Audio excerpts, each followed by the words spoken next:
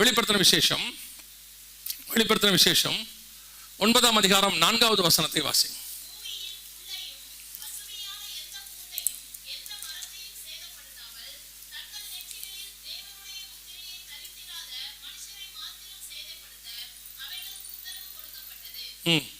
ஆறாவது வசனம்.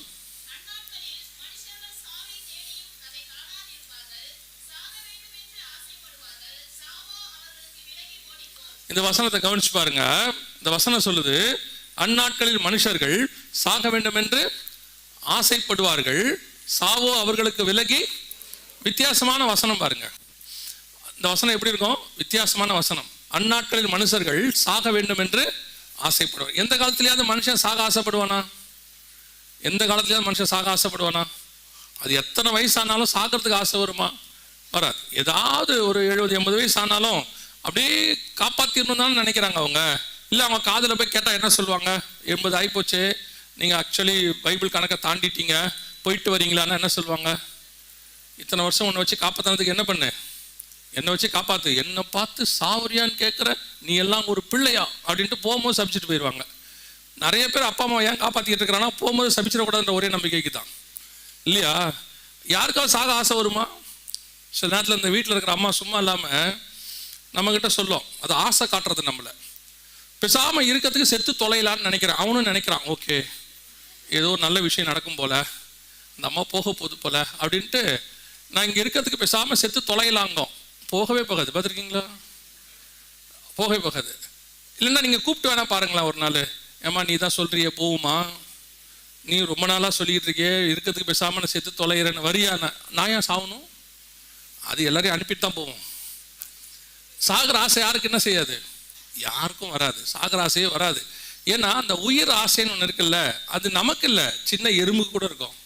அந்த எறும்பை நீங்கள் சாகடிக்க போனீங்கன்னா அது என்ன செய்யும்?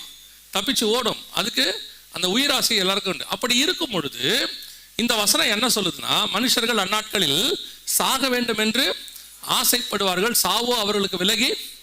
இது எதை பற்றினதான வசனம்னு கேட்டிங்கன்னா, 9ஆம் அதிகாரம் நடக்கிறது எப்பன்னு கேட்டிங்கன்னா, வருகைக்கு பின்னாடி 7ஆம் அதிகாரம் 9ஆம் வசனத்தில் சபை எடுத்துக்கொள்ளப்படுகிறது. சபை எங்கே இருக்குது? சிங்காசனத்துக்கு முன்பாக, ஆட்டுக்குட்டியானுக்கு முன்பாக நிற்கிறது. 8ஆம் அதிகாரத்துல இருந்து வாதை ஆரம்பிக்கிறது. அதாவது உபத்திரவ காலம் ஆரம்பிக்குது. 1ஆம் எக்காலம், 2ஆம் எக்காலம், 3ஆம் எக்காலம்லாம் ஊதப்படுது. அப்படி ஊதப்படும் போது உபத்திரவம் கூடிக்கிட்டே போகும். கைவிடப்பட்ட சபைக்கு உபத்திரவம் என்ன செய்யும்? கூடிட்டே போகும். அப்போ கூடிட்டே போகும்பொழுது ஒரு காலகட்டத்தில் மனுஷன் என்ன நினைப்பானா, நடக்கிற வாதையை குறித்து பார்த்துட்டு அவன் என்ன நினைப்பானா, பேசாம இருக்கிறதுக்கு என்ன செஞ்சிடலாம்? செத்துடலாம். ஆனால் வசனம் சொல்லுது, சாவோ அவர்களுக்கு விலகி. இது எப்படி நடக்கும்? சாகலான்ற ஆசை கூட சில நேரத்தில் வரும். எப்பன்னு கேட்டீங்கன்னா, ஹிட்லர் பீரியட்ல 1936 43க்குள்ள யூதர்களை ரொம்ப கொடுமைப்படுத்தினார் அவர், கொடுமையின் உச்சத்துல. அப்போ யூதர்கள் என்ன நினைச்சாங்கன்னா, தற்கொலை பண்ணி செத்தா நரகத்துக்கு போயிடுவோம், இயற்கையா மரணம் வந்துடாதா, ஆண்டவர் நமக்கு இயற்கை மரணத்தை கொடுத்துட மாட்டாரா, இவங்கிட்ட தப்பிச்சிட மாட்டோமா அப்படின்னு அவ்வளவு கொடுமை ஹிட்லர் கையில் இருந்துச்சு. அப்போ அந்த காலத்துல கூட மனுஷன் நினைப்பான், பேசாம கஷ்டப்படுறதுக்கு என்ன பண்ணிடலாம், செத்துடலாம் அப்படின்னு. ஆனா வசனம் என்ன சொல்லுது? அதோட சேர்த்து அவர்கள் சாக வேண்டும் என்று ஆசைப்படுவார்கள், சாவோ அவர்களுக்கு விலகி.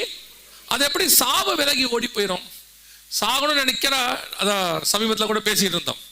ஒரு மனுஷனுக்கு கர்த்தர் கொடுத்த சுயாதீனம் அல்லது கர்த்தர் கொடுத்த அதிகாரத்துல ஒண்ணு என்னவா, அவன் ஜீவனை அவனே எடுத்துக்கிறதுக்கு என்ன இருக்கு? இருக்கு. ஆனா எடுக்கக்கூடாது, பைபிள் படி எடுக்கக்கூடாது. ஆனா தற்கொலை பண்ணிக்கிற அளவுக்கு அவனுக்கு என்ன இருக்குது? அதிகாரம் இருக்குது. அவனே பண்ணிக்கிறான் சூசைட். அப்படி ஒரு நிலைமை இருக்கும் போது இந்த வசனம் என்ன சொல்லுது? மனுஷர்கள் சாக வேண்டும் என்று ஆசைப்படுவார்கள், சாவு அவர்களுக்கு விலகி ஓடும், சாவை தேடியும் காணாதிருப்பார்கள்.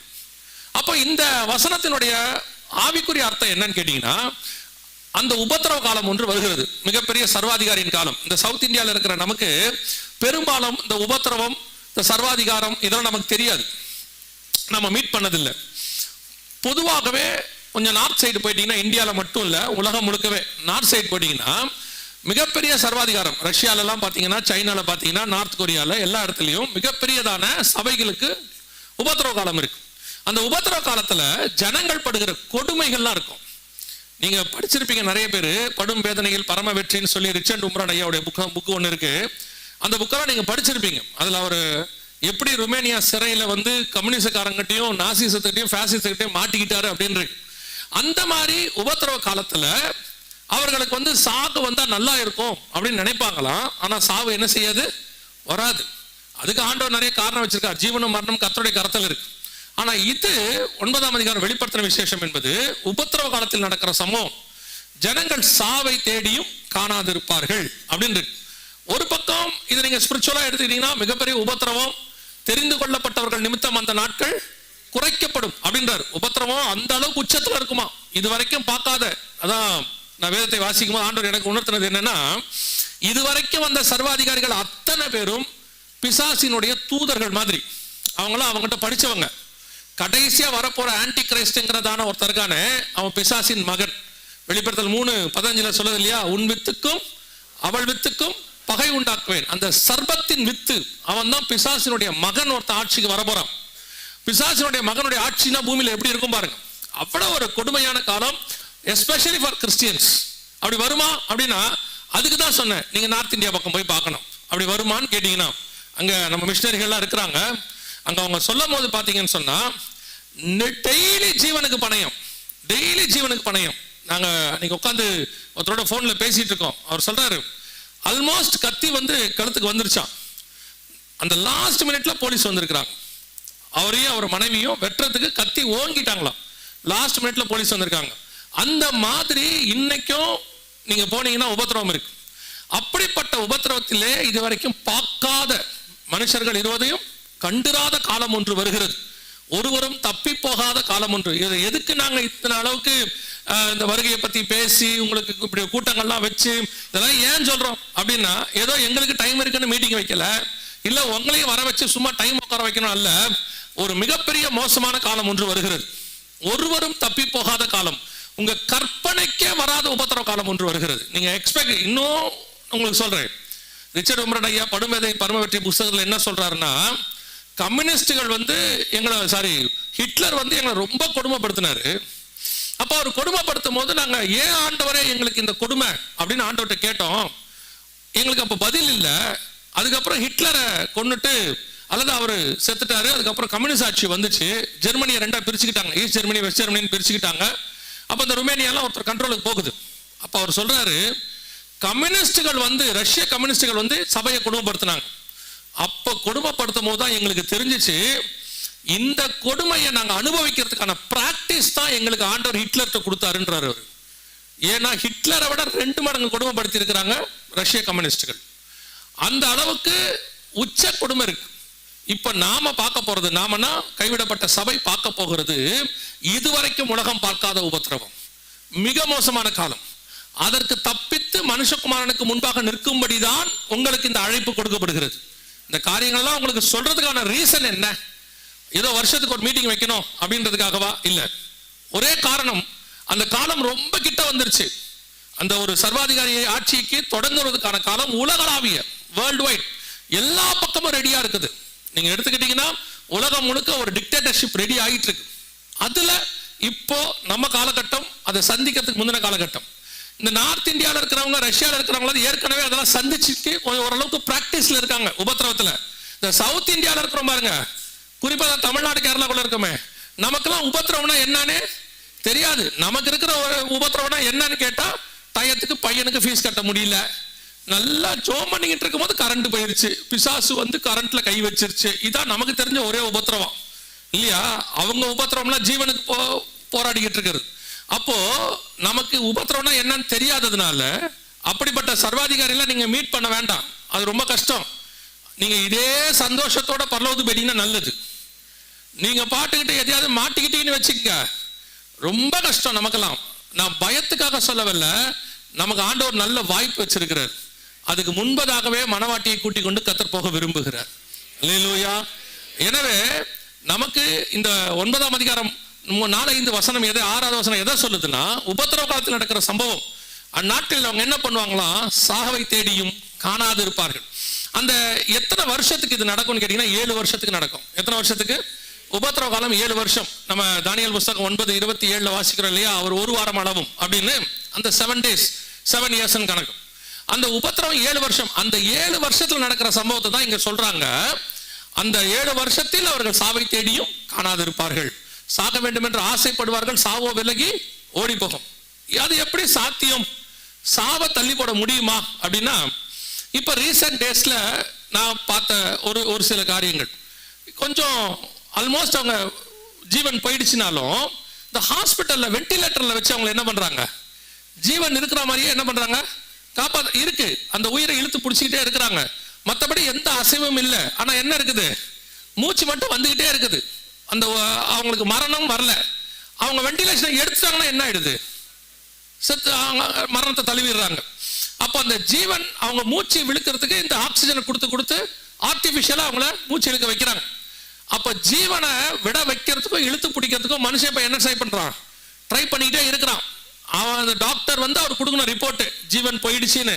ஆனால் போனீங்கன்னா ஆக்சிஜன் லெவல் இருக்கு, அவருக்கு ஓடிட்டு தான் இருக்கு, அவருக்கு கையில் பிடிச்சி பார்த்தா பல்ஸ் இருக்கு.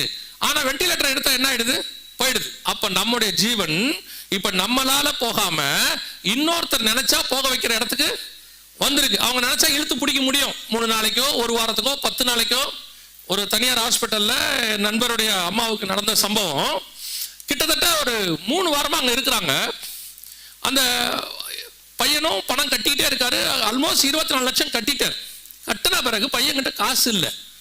இப்போ அந்த பையன் சொல்றாரு, இந்த மாதிரி காசு எங்ககிட்ட இல்லை, நான் வேணா உங்களை வேற ஹாஸ்பிட்டலுக்கு மாத்திக்கிட்டுமா அப்படின்னு சொன்னா, அடுத்த 4 மணி நேரத்தில் அம்மா இறந்துட்டாங்கன்றாங்க. ஆனா கிட்டத்தட்ட 21 நாளைக்கு மேல இழுத்து பிடிக்கிறாங்க. ஆனா போனா வெண்டிலேட்டர்ல இருக்கிறாங்க.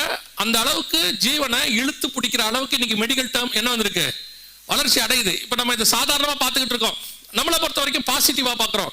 நல்ல வேலை உயிரை ஒரு 20 நாள் தாக்கி பிடிச்சோம், 2 வாரம் இழுத்து பிடிச்சி பார்த்தோம், அதுக்கப்புறம் தான் முடியல. இந்த இழுத்து பிடிக்கிற அளவுக்கு நம்ம கிட்ட இன்னைக்கு மெடிக்கல் எக்யூப்மெண்ட்ஸ் வந்துருச்சு, வளர்ச்சி.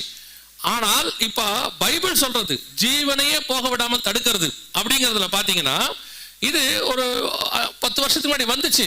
ஆனா இப்ப யூஸ் பண்ண தொடங்கிட்டாங்க. அதுக்கு பேரு ஆர்டிபிஷியல் பிளட் அப்படின்னு சொல்லுவாங்க, செயற்கை ரத்தம்.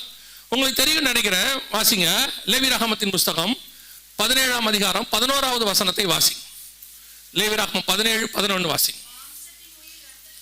மாம்சத்தின் உயிர் எதுல இருக்கிறது, ரத்தத்தில் இருக்கிறது. அப்ப ஒரு மனுஷனுடைய உயிருக்கான அணுக்கள் உயிரணுக்கள்னு சொல்லுவாங்க. அந்த உயிரணுக்கள் எதுல இருக்கு, ரத்தத்துல இருக்கு. நம்ம ரத்தத்துல நிறைய இருக்கு, சிவப்பு அணுக்கள் இருக்கு, வெள்ளை அணுக்கள் இருக்கு, ஆர்பிசி, டபிள்யூபிசி, இந்த மாதிரிலாம் நிறைய சொல்லுவாங்க. இதுல இப்போ டபிள்யூபிசியோட, அதுதான் நமக்கு உயிரணுக்கள் வாங்க, எதிர்ப்பு சக்தியை கொடுக்கறது, இம்யூனிட்டி பவர், இதெல்லாம் சொல்லுவாங்க இல்லையா. அந்த வெள்ளை அணுக்களோட இருக்கக்கூடியதான ஆர்டிபிஷியல் பிளட் இப்போ புழக்கத்துல இருக்கு, வர தொடங்கிருச்சு. சமீபத்தில் இஸ்ரேலுடைய லெபனான் யுத்தத்தில் இஸ்ரேலிய ராணுவ வீரர்களுக்கு அதை யூஸ் பண்ணியிருக்கிறாங்க. யூஸ் பண்ணி கிட்டத்தட்ட 72 மணி நேரம் உயிரோடு கூட வைக்க முடியும். ஒரு மனுஷன் என்ன பண்ண முடியும், 72 மணி நேரத்துக்கு உயிரோடு கூட வைக்கலாம். எப்படி வைக்க முடியும், அதுக்கப்புறம் செத்துருவாரா, இல்லை, அந்த 72 மணி நேரத்துக்கு கூட்டு போய் அவர் என்ன பண்ணிடுவாங்க, காப்பாற்றிடுவாங்க. உங்களுக்கு இப்போதான் இருக்க சிசியோ ஐசியூ ஆம்புலன்ஸ் இருக்குது, ஐசியூ ஹெலிகாப்டர் இருக்குது, எல்லாமே அதுலேயே வச்சிருக்கிறாங்க. அப்படி பாதிக்கப்படுகிற ஆளை ஒரு இந்த பிளட்டை ஏற்றி, பிளட் லாஸ் இருந்தாலும் ஏற்றி அவரை ஜீவனோடு கூட வைக்கிறதுக்கான ஆர்டிபிஷியல் பிளட் இப்போ ரெடியாக இருக்கு. இப்போ இது என்ன செய்யும்னு கேட்டீங்கன்னா, ரத்தம் இல்லாமல் ஒரு மனுஷன் சாகுறான்னா அப்படி ஒரு நிலை இல்லை. ஒரு 30-40 வருஷத்துக்குலாம் முன்னாடி பார்த்தீங்கன்னா டிவியில ரத்த தானத்தை பத்தி போட்டுக்கிட்டே இருப்பாங்க. நிறைய என்ன செய்வாங்க, ரத்த தானம் போடுவாங்க. இப்போ பாருங்க, ரத்த தானத்தை பத்தி ரொம்ப வரதில்லை. ஆல்ரெடி நம்ம தேவையான அளவுக்கு பிளட் என்ன பண்ணியிருக்கிறோமா, சேவ் பண்ணி வச்சுட்டோம். ரெண்டாவது இது ஆர்டிபிஷியல் பிளட் ரெடியா இருக்குது. இது வந்து எந்த அளவுக்குன்னா, ஒரு சிலர் உங்க இருப்பாங்க ஓ பாசிட்டிவ் அப்படின்னு இருக்கு இல்லையா, ஏ பாசிட்டிவ் பி பாசிட்டிவ்லாம் இருக்குல்ல, அதுல ஒரு சிலருக்கு ஓ பாசிட்டிவ் இருக்குல்ல, அதுக்கு பேர் காமன் டோனார்னுபாங்க. ஒரு அர்ஜென்ட்டுக்கு எல்லாருக்கும் என்ன செய்யலாம், அந்த ஓ பாசிட்டிவ் கொடுக்கலாம். அந்த மாதிரி பிளட் இது அந்த மாதிரி வகையை சார்ந்தது. இது எப்படி இருக்குன்னு கேட்டீங்கன்னா, அந்த மாதிரி பவுடர் மாதிரி இருக்கும், இந்த மாதிரி பவுடர் மாதிரி இருக்கும். இதை எடுத்து சிலிக்கான்னு சொல்லுவாங்க. வேற ஒன்றும் இல்லை, மண்ணுக்கு பேர் தான் சிலிக்கான். மண் இருக்குல்ல, அதை கெமிக்கலி மாத்தினாங்கன்னா அதுக்கு பேர் என்னது, சிலிக்கான். ஆண்டவர் நம்மளை எதில் செஞ்சிருக்கிறாரு, மண்ணில் செஞ்சிருக்காரு. அதுதான், வேற ஒன்றும் இல்லை. இதை என்ன பண்றாங்கன்னா, கெமிக்கலி மாற்றி டிஸ்டில்டு வாட்டர் அல்லது பியூரிஃபைடு வாட்டர் இருப்பாங்க, அதில் பண்ணி நீங்க ஏற்றிக்கலாம், உங்க பிளட்டை நீங்க ஏற்றிக்கலாம். இதுக்கு பேர் ஆர்டிஃபிஷியல் பிளட் இப்போ இருக்கு. அதை தாண்டி ஆர்டிஃபிஷியல் பிரெயின் கொண்டாந்துருக்கிறாங்க, மூளைச்சாவு. இப்போ நீங்க சமீபத்தில் கேள்விப்பட்டிருப்பீங்க, எலான் மாஸ்க் அப்படிங்கிறவர் ஒரு சிப்பு ஒன்று உருவாக்கி இருக்கிறார். சிப்பு வந்து சக்சஸ்ஃபுல்லாக வேலை செய்ய தொடங்கி இருக்கு. எப்படின்னு கேட்டீங்கன்னா, ஒருத்தருக்கு பிரெயின் வேலை செய்யல அப்படின்னு சொன்னா அவரை உட்கார வச்சு அவர் பிரெயின்ல என்ன யோசிக்கிறாரோ அதை எதிரில் கம்ப்யூட்டர்ல என்ன பண்ண முடியும், டைப் பண்ண முடியும். டைப் பண்றாரு, நடக்குது. அவர் என்ன செய்யணும்னு நினைக்கிறாரோ அதை செய்ய வைக்க முடியுது. இப்போ சமீபத்தில் அது சக்சஸ்ஃபுல்லாக, இப்போ ஒரு மனுஷன் சக்சஸ்ஃபுல்லாக அதை செஞ்சுக்கிட்டே இருக்கிறார். அவர் என்ன சொல்றாருன்னா, இனி இந்த பிரெயின் டெட்டு அல்லது பேரலைஸ்டு இந்த மாதிரிலாம் சொல்றாங்கல்ல, இந்த மாதிரி ஆட்களை எல்லாம் 100% கியூர் பண்ணிட முடியும் அப்படிங்கிறாங்க. ஆக்சுவலா இதோடைய சீரியஸ்னஸ் நமக்கு தெரியல. என்ன அப்படின்னா, உங்க பிரெயின்ல உள்ளதை ஒருத்தர் படிக்க ஆரம்பிச்சா என்ன ஆகும்? இந்த சிப் இருக்கு, இந்த சிப்பை அவர் யோசிக்கிறத எதிரில் உள்ள கம்ப்யூட்டர்ல சொல்லுது. அப்புறம் இந்த சிப்பை நீங்க எதோட கனெக்ட் பண்ணிக்கலாம். நீங்க சிப்பை இப்போ எதை கூட வேணா கனெக்ட் பண்ணிக்கலாம். உங்க போன்ல இருக்க சிப்பை நீங்க சேட்டலைட்டோட கனெக்ட் பண்ணிக்கலாம், எதை வேணா கனெக்ட் பண்ணிக்கலாம். ஆட்டோமேட்டிக்கா இவரோட பிரெயினை என்ன செய்யலாம்? படிக்க தொடங்குவாங்க. இப்போ நீங்க யோசிக்கிறதுலாம் ஒருத்தருக்கு எதிரில் தெரிஞ்சா என்ன ஆகும்? நான் சொல்றது புரியுதா? நீங்க இனி யாருக்கும் பிரைஸ் லார்டே சொல்ல முடியாது. ஆமா, நீங்க பிரைஸ் லார்ட் சொல்லும் போது என்ன நினைக்கிறீங்கன்றது எதிரில் தெரியும். வாடா praise the lord, praise lord தெரியுது, உள்ள என்ன இருக்கு, ஏன் இந்த ஆள் வந்தான், எதுக்காக இங்க வந்திருக்கான் அப்படின்னு உள்ள ஓடுது. இவன் வராம இருந்தா நல்லா இருக்குமே, பிரைஸ் லார்ட் வாங்க. ஆனா உள்ள சொல்லுது, இவன் ஏன் வந்தான். அது அப்படியே இப்ப எங்கள ஒரு ஐபேட் இருக்குன்னு வச்சுக்கோங்க, ஒரு உதாரணத்துக்கு சிப்பை கனெக்ட் பண்ணிட்டோன்னு வச்சுக்கோங்க, உள்ள வரும்போது வைஃபைல உள்ள வரும்போதே தெரிஞ்சிடும். இப்போ உங்க மாமியார் வராங்க, என்ன பண்ணுவீங்க? ஆட்டோமேட்டிக்கா எல்லா மாமியாருக்கும் தெரிஞ்சு போயிடும் நீங்க யாருங்கிறது இல்ல. அப்போ இந்த சிப்புங்கிறது வந்து உங்க பிரெயினை படிக்கிற விஷயம். அதோட சீரியஸ்னஸ் தெரியாம அது வந்து வரப்பிரசாதம் யூஸ் ஆகுது. எந்த ஒரு விஷயமும் வரும்போது அப்படிதான் இருக்கும். பின்னாட்கள் அது என்னவா மாறிடும்?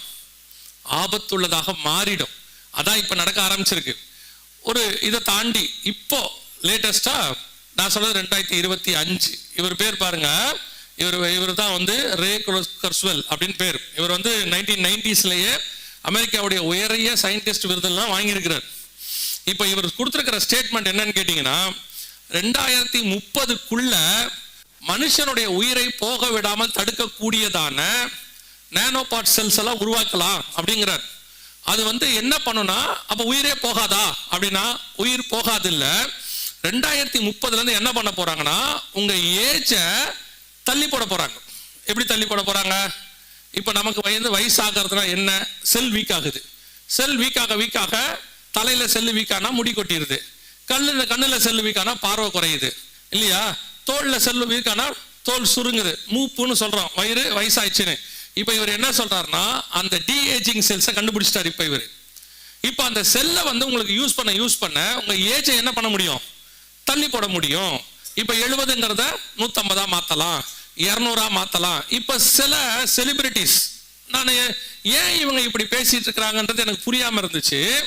ஆனா இவருடையதான ஸ்டேட்மெண்ட்டை படிச்ச பிறகுதான், ஏன் சில பெரிய படித்த சயின்டிஸ்ட் எல்லாம் சொல்லும் போது என்ன சொன்னாங்கன்னா, அடுத்த 250 வருஷத்துக்கு நான் இருப்பேன், 150 வருஷத்துக்கு நான் இருப்பேன் அப்படின்னு பேசிட்டு இருந்தாங்க. எவ்வளவு கான்பிடண்டா இவங்க பேசுறாங்க, எதை வச்சு பேசுறாங்க அப்படின்னு பார்த்தா, இப்ப இவர் சொல்றாரு 2030ல இருந்து இந்த டி ஏஜிங், அந்த வயசாகிறத குறைக்க முடியும், குறைக்க பண்ணி நம்மளுடைய ஏஜை இன்க்ரீஸ் பண்ண முடியும்.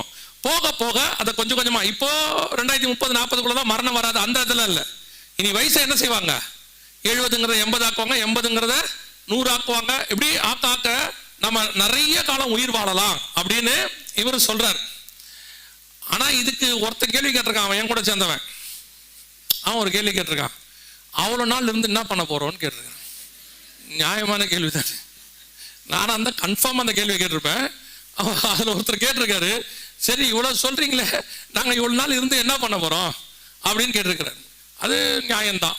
சோ கவனிச்சுக்கொள்ளுங்க, மனுஷனுடைய மரணத்தை தள்ளி போடுகிற விஷயம் என்ன ஆகுது? கொஞ்சம் கொஞ்சமாக. இனி உங்கள் ஜீவனை உங்க இஷ்டப்படி எடுக்க முடியாது. இப்ப வந்து நீங்களே விரும்புறீங்க, ஹாஸ்பிட்டலுக்கு போய் நான் உயிரோட இருக்கணும், இன்னும் கொஞ்ச நாள் விரும்புறீங்கல்ல. ஒரு பீரியட்ல நீங்கள் வேண்டாம், உபத்திரவம், செத்தா நல்லா இருக்கும் நினைக்கினாலும் சாக முடியாது. அவர்களா உங்களுடைய ஜீவனை எடுக்கிற வரைக்கும், அந்த 7 வருஷத்துக்கு நான் சொல்றேன், இப்ப அதற்கான எல்லா காரியங்களும் ரெடியாக இருக்கிறது. இப்போ ஆண்டவர் சொன்ன 9ஆம் அதிகாரம் வெளிப்படுத்தின விசேஷம் 6வது வசனத்துல சொல்லப்பட்ட சாவை தேடியும் காணாதிருப்பார்கள், சாவோ அவர்களுக்கு விலகி ஓடி போகும் என்கிறது நம் கண்களுக்கு முன்பாக தெளிவா தெரிய ஆரம்பிச்சிருச்சு. இனி நீங்க ஹாஸ்பிட்டலுக்குள்ள போயிட்டீங்கன்னா ஆல்மோஸ்ட் உங்களை சாக விடாம நிறுத்துறதுக்கு, எப்படியோ நடக்கிறீங்களோ நடக்கலையோ, பாக்குறீங்களோ பார்க்கலையோ, உயிரை மட்டும் என்ன பண்ணி வச்சிருப்பாங்க? பிடிச்சி வச்சிருப்பாங்க. அதற்கான எக்யூப்மெண்ட்ஸ் எல்லாம் இப்போ ரெடியாகவே இருக்கு. இது அதுக்கு அடுத்த லெவலுக்கு போகுது. இந்த நேரத்தில் நான் இன்னொரு உபதேசத்தையும் உங்களுக்கு சொல்றேன். இந்த இம்மார்டல்ன்றதுனால ஒரு உபதேசம் சொல்றேன். நம்ம ஆட்கள்ல கொஞ்சம் பேர் இருக்கிறாங்க இப்ப, சரியா? அவங்க என்ன சொல்லிட்டு இருக்கிறாங்கன்னா, நமக்கு மரணமே கிடையாது. என்ன கிடையாது? மரணமே கிடையாது. நம்மளாம் 1000 வருஷம் உயிரோடு இருப்போம், 800 வருஷம் உயிரோடு இருப்போம். ஏன்னா ஆண்டவர் சொல்லிட்டாரு, ஒருவன் என்னை விசுவாசித்தாலும் மரியான், மரித்தாலும் பிழைப்பான். ஆண்டவர் சொல்லியிருக்காரு. இந்த வசனத்துடைய அர்த்தத்தை அவங்க என்ன செய்யல, புரிஞ்சிக்காம இப்ப என்ன உபதேசம் போயிட்டு இருக்குன்னா, இது இன்னைக்கு உள்ள ஒரு பெரிய குரூப் இருக்கு, தமிழ்நாட்டிலையும் இருக்கு, உலகளாவியும் இருக்கு. குறிப்பா தமிழ்நாட்டில் கொஞ்சம் செலிபிரிட்டி மாதிரி இருக்கிற ஊழியக்காரங்களாம் என்ன பேசிட்டு இருக்கிறாங்கன்னா, நான் 150 வருஷம் இருப்பேன், 200 வருஷம் இருப்பேன் அப்படின்னு. அவங்க பண்றது எல்லாமே பைபிளுக்கு அகைன்ஸ்ட் நல்லா தெரியுது. இந்த வார்த்தையுமே பைபிளுக்கு அகைன்ஸ்ட். ஏன்னு கேட்டீங்கன்னா, புதிய ஏற்பாட்டை பொறுத்த வரைக்கும் சீக்கிரம் பரலோகத்துக்கு போகிறது தான் பரலோகம் புதிய ஏற்பாடு விரும்புது.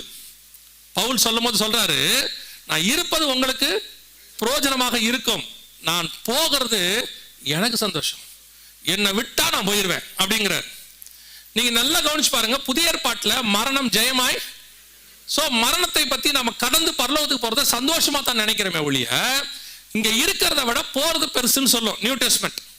நீங்க சரியா கர்த்தரை புரிஞ்சுக்கிட்டீங்க, நீங்க உண்மையா அந்த வசனத்துக்கு பின்னாடி வாழ தொடங்கிட்டீங்கன்னா, இங்க வாழ உங்களுக்கு பிடிக்காது. ஒரு கடமைக்காக இருக்கிறோம், ஒரு வேலை இருக்கு, அதை முடிச்சிட்டோம், முடிச்ச உடனே என்ன பண்ணிடணும், கிளம்பி பரலோகத்துக்கு போயிட்டே இருக்கணும். சில ஆட்கள்லாம் பார்த்தீங்கன்னு சொன்னா போகவே போகாது, சுத்தி இருக்கிறவனா ஜோம் பண்ற வரைக்கும் போகாது. இப்போ வர அது எப்படி ஜோம் பண்ணுவாங்கன்னு கேட்டீங்கன்னா, நேரடியாக சொன்ன பிரச்சனை வந்துடும். அதனால இப்போ ஒரு நல்ல வார்த்தை கத்து வச்சிருக்கான், தேவ சித்தம் நிறைவேறும்படி ஜோம் பண்ணுங்க. அவன் தேவ சித்திரம்னா அவங்கள போட்டு தள்ளுன்னு அர்த்தம். அவரோட தேவ சித்தத்துக்கு இன்னும் அர்த்தம் என்ன? ஒரு ஒரு ஒரு அம்மா என்னை கூப்பிட்டாங்க ஒரு தடவை, கூப்பிட்டு, பிரதர் எங்கள் வீட்டுக்கு வந்து ஜோம் பண்ண முடியுமான்னாங்க. எதுக்காகன்னு கேட்டேன். எங்கள் அம்மா ஒரு 3 வருஷமா பெட்லேயே இருக்காங்க, போகவே இல்லை, யாரோ ஜோம் பண்ணி பார்த்தாங்க, நீங்கள் வர முடியுமான்னு கேட்டாங்க. எனக்கு என்னன்னா, போகிறது பிரச்சனை இல்லை, ஒருவேளை நான் போய் ஜோம் பண்ணி அவங்க போயிட்டாங்கன்னு வச்சுக்கோங்க, அதுக்கப்புறம் எனக்கு மீட்டிங் எப்படி புக் ஆகும் பாருங்க. பிரதரை கூப்பிடுங்க, அம்மா போயிடுவாங்க. என்ன இழுத்துட்டு இருக்கீங்களா? என்ன நீங்க பிரதரை கூப்பிட்டீங்கன்னா 2 நிமிஷத்துல ஜோம் பண்ணி அமுச்சு வச்சிருக்க. இப்ப நம்மளை எப்படி ஆக்கிடுவான்? அவ்வளவுதான், தேவ சித்தம் நிறைவேறுகிற ஊழியக்காரன் போட்டோவே போட்டுருவான். எதுக்கு சொல்றேன், இன்னைக்கு அந்த புதிய ஏற்பாட்டை பொறுத்த வரைக்கும் உங்களுக்கு எனக்கும் அடுத்தவன் போன்ற வரைக்கும் வெயிட் பண்ணக்கூடாது. கர்த்தர் எப்போ வாங்குறாரோ புறப்பட்டு போயிட்டே இருக்கணும். அதுதான் நியூ டெஸ்ட்மென்ட் நமக்கு ஆண்டவர் வச்சிருக்கிறது. இப்போ இங்கேயும் ஒரு உபதேசம் வந்திருக்கு, 150 வருஷம் உயிரோட இருக்க போறேன், 200 வருஷம் உயிரோட இருக்க போறேன் அப்படின்னு. நீ 20 வருஷம் இருக்கிறதே உயிரை வாங்குறோம். இதெல்லாம் 150 வரைக்கும் இருந்துச்சுன்னா என்ன ஆகும் யோசிச்சு பாருங்க. அதனால நல்லா கவனிச்சு கொள்ளுங்க. கடைசி காலத்தின் அறிவு பெருக்கத்தினுடைய ஒரு அடையாளம் என்னன்னா, சாவை தேடியும் அவர்கள் என்ன செய்வாங்க, காணாதிருப்பார்கள், சாக வேண்டும் என்று ஆசைப்படுவார்கள், சாவோ அவர்களுக்கு விலகி. இப்ப அந்த காலகட்டம் வந்துருச்சு, ஆண்டவர் சொன்ன காலகட்டம் வந்துருச்சு. ஆனா நான் ஒன்று சொல்லுகிறேன், வேதத்தினுடைய வசனத்தை வச்சு சொல்றேன், எவ்வளவு இவங்க கண்டுபிடிச்சாலும் கர்த்தர் சொன்னதை தாண்டி இவங்களால ஒண்ணுமே செய்ய முடியாது. வேத வசனம் என்ன சொல்லுதோ அதுதான். இவன் மனுஷன் போராடி பார்ப்பான், அதுக்கு விரோதமா செய்யறதுக்கு என்ன செய்வான், போராடி பார்ப்பான். முடிவு என்னமோ மூக்க உடச்சிட்டு தான் வந்து நிப்பானுங்க, கடைசியா நிப்பாங்க. இன்னொரு வசனத்தை வாசிங்க, அடுத்த அறிவு பெருக்கத்தினுடைய இன்னொரு காரியத்தை வாசிங்க. வெளிப்படுத்தின விசேஷம் 13ஆம் அதிகாரம் 13வது வசனத்தை வாசிங்க.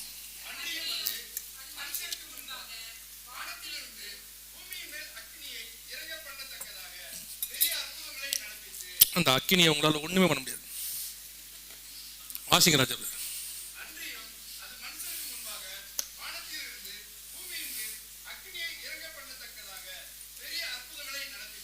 இது வானத்திலிருந்து அற்புதங்களை பண்ணத்தக்கதாக பெரிய அற்புதங்களை நடப்பித்து அப்படின்னு இருக்கு. முதல்ல இதுக்கான ஸ்பிரிச்சுவல் காரணத்தை நான் உங்களுக்கு சொல்லிடுறேன், அதற்கு பிறகு என்ன செய்யறோம் இதோடைய இன்னைக்கு உள்ள காரியத்தை சொல்றோம். ஸ்பிரிச்சுவல் காரியம் என்ன? வானத்திலிருந்து அக்கினி இறக்குனது யாரு? ஏலியா தான் இறக்குனார். நமக்கு தெரியும், 1 ராஜாக்களின் புஸ்தகத்துல இந்த சம்பவம் நடக்குது. வானத்துல அவர் என்ன பண்றாரு, அக்கினி இறக்குறார். இந்த அக்கினியை இறக்குனது தேவனே மெய்யான தேவன், அவர் தானே அக்கினி இறக்குன தேவனே மெய்யான தேவன். இப்போ நியூ டெஸ்ட்மெண்ட்ல என்ன நடக்க போகுது, அதாவது உபத்திரவ காலத்துல என்ன நடக்க போகுதுன்னா, இந்த அற்புதத்தை பிசாசு செய்ய போகுது. அந்த 13ஆம் அதிகாரத்துல சொல்லப்படுறது யார் செய்யறான்னு கேட்டீங்கன்னா, 11வது வசனத்துல, பின்பு வேறொரு மிருகம் பூமியிலிருந்து எழும்ப கண்டேன், அது ஒரு ஆட்டுக்குட்டிக்கு ஒப்பாக 2 கொம்புகளை உடையதா இருந்தது, வலுசர்ப்பத்தை போல பேசினது. அதுதான் அன்றியும் அது மிருகத்திற்கு முன்பாக வானத்திலிருந்து அக்கினி இறங்க பண்ணத்தக்கதாக பெரிய அற்புதங்களை செய்தது. அந்த 2 கொம்புள்ள மிருகம் என்பது ஒரு நாடு. ஒரு மிருகம் 2 கொம்போட எழும்பி வரும்னா பைபிளை பொறுத்த வரைக்கும் அது யாரை குறிக்குது? ஒரு தேசத்தை குறிக்கிறது. அதுக்கு முன்னாடி ஸ்பிரிச்சுவலா பாத்தீங்கன்னா இது எலியா காலத்தில் ஒரு தீர்க்கதரிசி, தேவனுடைய தீர்க்கதரிசி வானத்திலிருந்து அக்கினி இறக்கி அதை என்ன செய்யறாரு? ப்ரூஃப் பண்றாரு, அக்கினி இறக்குற தேவனே மெய்யான தேவன். இப்போ என்ன பண்ண போறாங்கன்னா அந்த அற்புதத்தை கிட்டத்தட்ட 2600-700 வருஷத்துக்கு முன்னாடி செஞ்ச அற்புதத்தை திருப்பி செய்ய போறான். எதுக்காக இப்ப செய்யறது? யாருன்னு கேட்டீங்கன்னா பிசாசனுடைய ஆட்கள். எதுக்காக அதை செய்யறாங்கன்னா, இப்ப பாருங்க பைபிள்ல இப்படி இறங்கி இருக்கு, அப்படி இறங்குற யாரு அது இறக்குறாரோ அந்த தேவனே மெய்யான தேவன். இப்போ இவங்க அதை இறக்கிட்டு ஒரு சர்வாதிகாரிய, ஒரு மனுஷனை கடவுளாக காட்ட போறாங்க. அவன் என்ன பண்ண போறான்? இப்படிப்பட்ட அற்புதங்களை செய்வான். ஆனா அவன் செய்யற அற்புதம் கர்த்தர் செய்யற மாதிரி உண்மையான அற்புதம் அல்ல. வாசிங்க 2 தெசலோனிக்கேயர் 2ஆம் அதிகாரம் 7 முதல் வாசிங்க. 2 தெசலோனிக்கேயர் 2ஆம் அதிகாரம் 7வது வசனத்துல இருந்து வாசிச்சுக்கிட்டே வாங்க. அக்கிரமத்தின் ரகசியம் இப்பொழுதே கிரியை செய்கிறது.